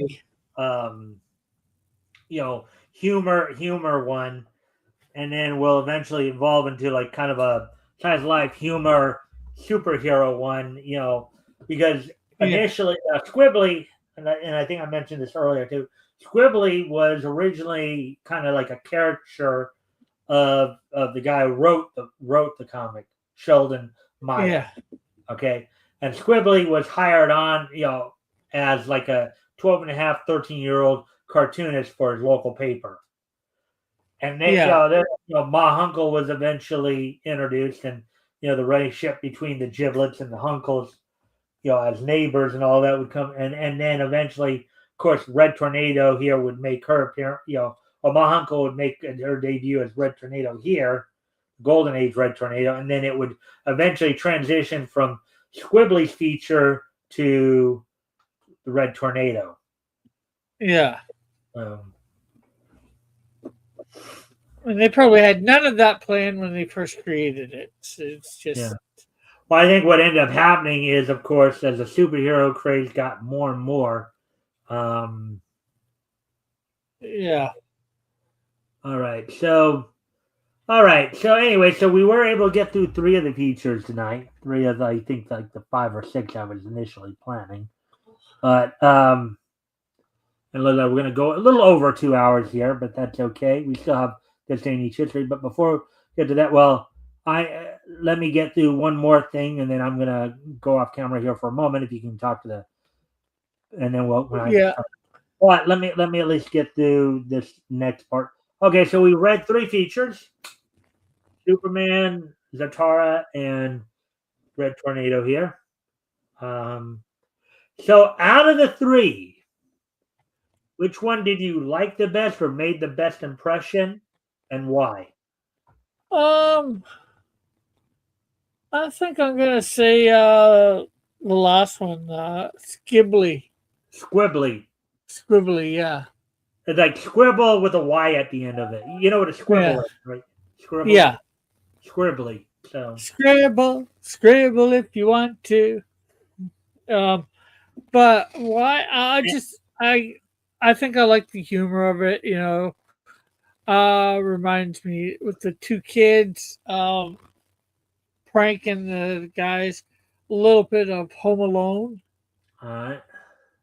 you know, Hmm. where they're taking on the crooks, or any sort of thing like that. You see, kids taking on crooks like that all the time in cartoons and stuff like that. And well, maybe not all the time, but a little bit. But it's funny when these guys set up stuff like that and then they get their comeuppance, handed to them by a couple of kids or whatever. So I just think I like the premise and all that. All right. And with that being said, with that being said, of the two remaining stories, which one did you like the least or made the least impression, and why? Um, and it wasn't that it was a super bad story. Like all of them tonight, the three that we were able to get read were pretty good. I enjoyed them a fair amount, each of them. So um, I won't say it's was terribly disappointing, but I think I'm going to say the Zatara one, and that's just because, like I said earlier, with the timing, the boat, and all that, I just think I Yeah, don't think the writer thought. I like you said don't. earlier, you were more maybe a little disappointed with the pacing of it, Yeah, and also, well, I think just the leaps in logic. But you always, but with the thing with magic story, the thing with the magic hero stories, you seem to have more of an issue with those than anything else, and yeah. Well, because it's it's just kind of because a lot of those magic stories do require a certain level of suspension of disbelief. yeah. And a lot of times I think I give them that, but it's like, okay, the one, it was a different one, the match where he goes to a different realm and, he just ends up on the side of the right guys, siding with these one guys, not even knowing nothing about the history of the place. He can be siding with the bad guys and not knowing, you know. That was Zatara. Oh, that was Zatara? I didn't Yeah. realize that. You're talking about when he went to the other dimension, he just walked right in and just kind of automatically assumed that the side that talked to him first was the good guys, and therefore, um, yeah, that Yeah. was Zatara. Okay. That was Well, like the first Zatara story we ever read together. okay. And then just like you said, the different ships and boats. Like I know back then it took like weeks. If you were on one of those steamships going across the ocean, it took weeks to get Uh-huh. across. You know, days to weeks. Uh-huh. So it's like, okay, this makes not a lot of sense. Especially when he's got up, he's created a boat that's going right beside it. You can capture and have a confrontation. I know it changes the story a lot, but I think it's something that they eventually hopefully do. But it's something that they need to think about when they're doing stories like this. Like you can't have them chasing and you know. Yeah. I think it would have been better ending it in the States, having the confrontation there and all that. Right. But, you know, who am I? Just some Well, guy I mean, 60 we're years looking at it later. we're looking at it from a retrospective perspective. So we're looking back Yeah. to it, maybe with more modern eyes and all that, and like maybe with what we know in some of like the advances in science that have been made, and what the better understanding of nature as a whole. Yeah. I think that's where it can come from. All right. Well, I need to go off camera for a quick moment, but if you want to talk to the chat for a moment, and when I come back, we'll do this weekend in each history, and then we will start to wrap up. And if you can kind of stick around for a few moments after the show, that'd be appreciated. Yeah. And I'll be right back.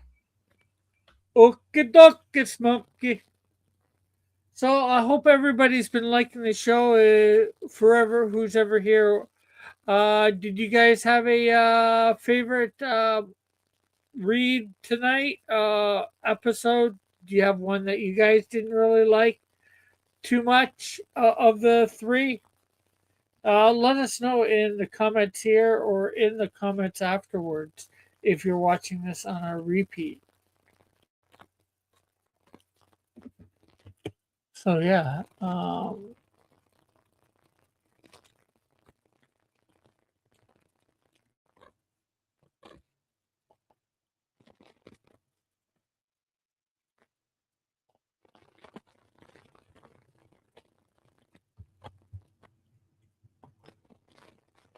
not sure what else to say at this point.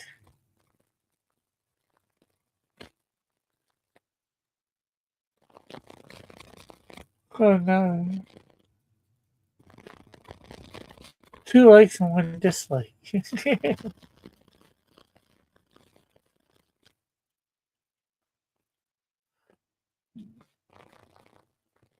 5 views, 1 like.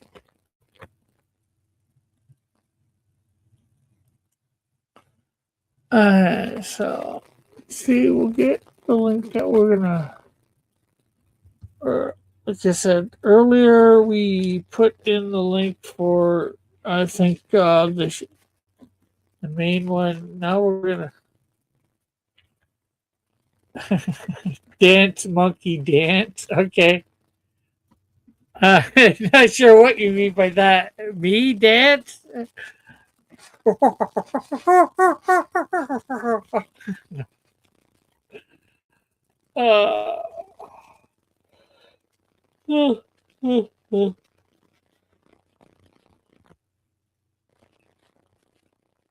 I'm not sure whether I put the one in for the short last time or for the thing.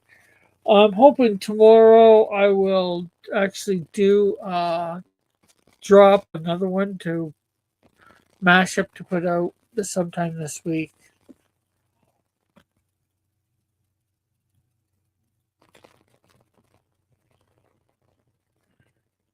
And hopefully people enjoy. I think the next one I'm going to work on is Triclops with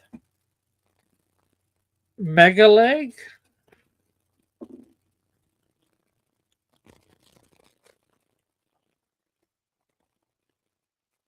Megaleg, yeah.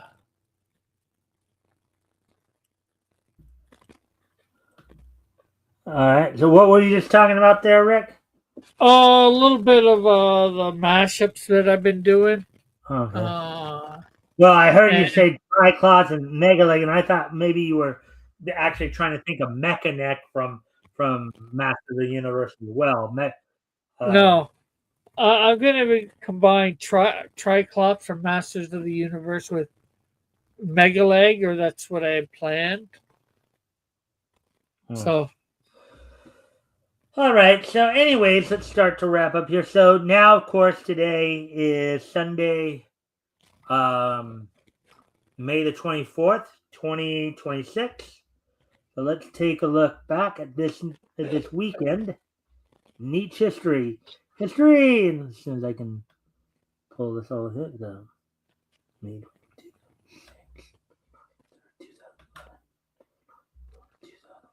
Go back one there.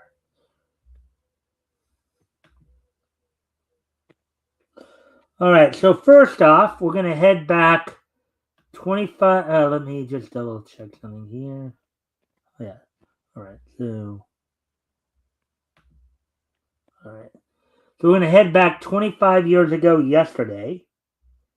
As on yesterday's date, 25 years ago, back in 2001. As soon as I find that.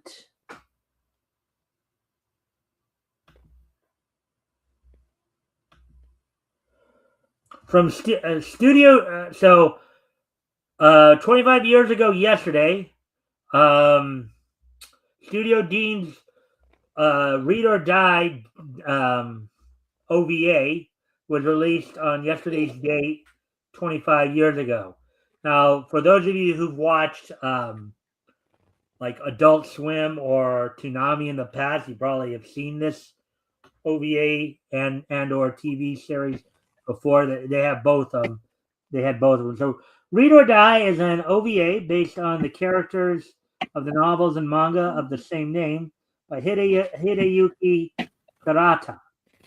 It was released by Studio Dean from 2001 to 2002 and distributed outside of Japan by Manga Entertainment in 2003.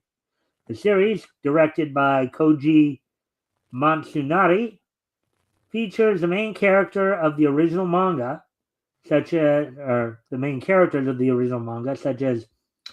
Yomiko Friedman and Joker. Despite this, it is not a continuation of either the light novels or the manga storyline. The OVA was aired on Adult Swim in October 2004, unedited, save for the fact that the 3 episodes were recut into a single film, and later premiered on the Sci-Fi Channel, Annie Monday block. Now, I remember, of course, the Annie Monday block, and I watched. That's where that was around the time I was actually learning more. It was it was like kind of the mid 2000s when I was starting to get into anime. So in fact, it was actually on Cartoon Network. I watched that at time, but there were a few others on Annie Monday block that I saw. But anyways, the 3 segments received a Blu-ray upgrade, along with the 26-episode TV series, ROD or Read or Die, the TV, by Aniplex of America in 2010. All right. So that happened 25 years ago yesterday. Cool. Now, as we, as we move on to the next piece of niche history, as it were.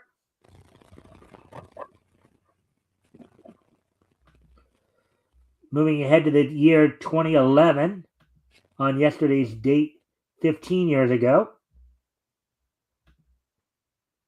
the WWE held its Monday Night Raw event the night after the Over the Edge pay-per-view. Of course, on that show came from the Rose Garden in Portland, Oregon, and they did a tribute. A tribute was held for the passing of Randy Savage, who had died just prior to that.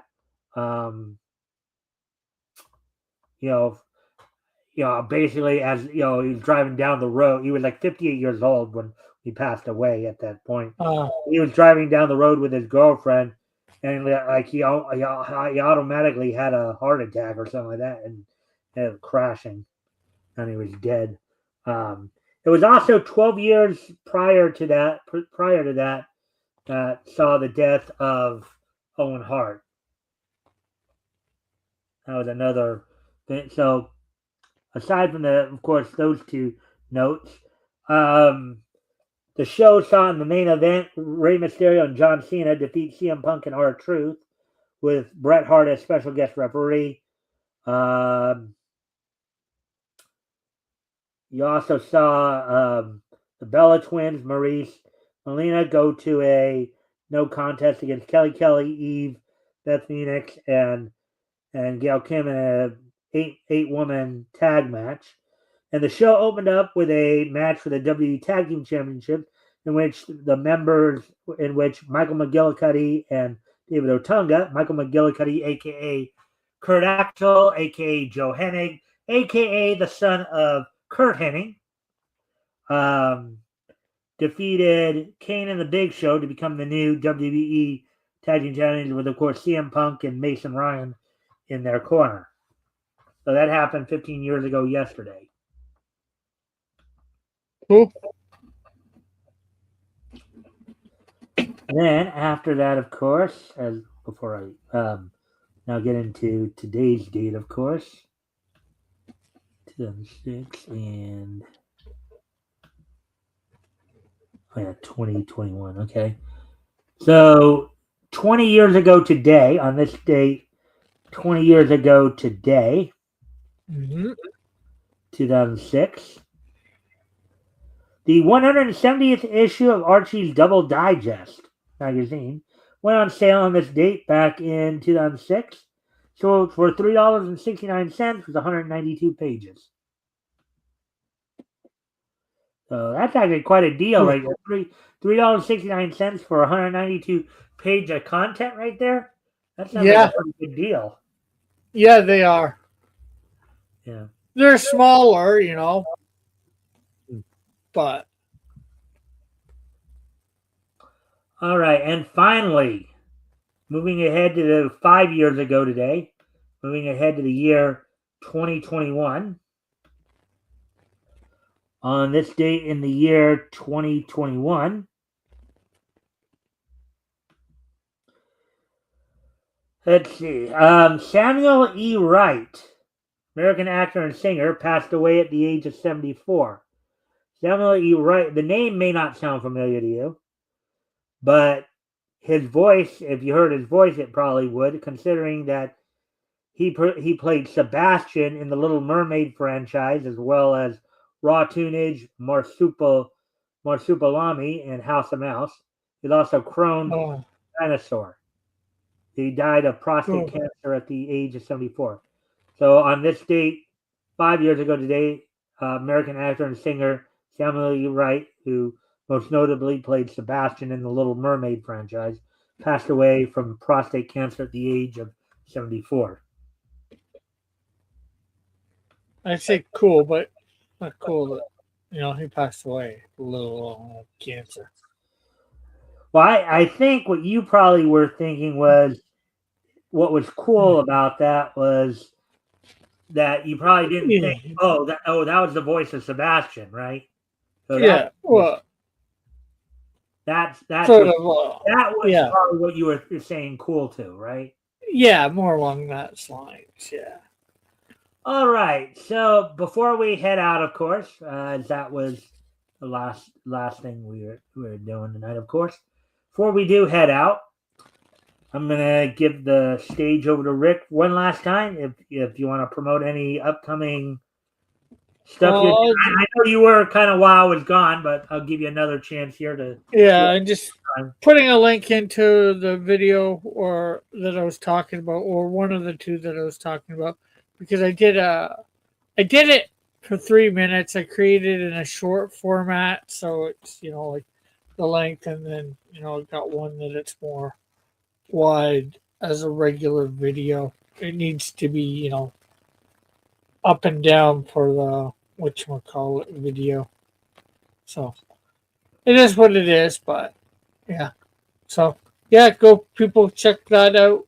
I think everybody should like it, and we'll catch you all later. Just check me out, and if you like it, subscribe. Kind of just stick around for post show afterward for a couple minutes. Yeah, I won't keep you long because you're going to be here on the 14th anyway, so there's nothing. Yeah, in about 3 weeks. So we won't be planning anything, but just obviously, I'll just catch up with you before we take off. All right. Well, with that being said, I thank everybody for being here tonight. Of course, we'll be continuing our trip through September of 1940 next week, which will be the 31st, the last day of May. I'll be joined, of course, by Apex from Apex Comics. We will be looking at comics went on sale from Timely Comics / Marvel. And we do have one more comment, I guess. Vertical format is the term you're looking for. That's me. Vertical video format is the term you are looking for. Okay. So with that being said, I thank everybody for being here. We'll be, of course, back here with more Niche News tomorrow. So with that, I thank you all for being here, and we will see you all tomorrow. 'Cause it's only a day away.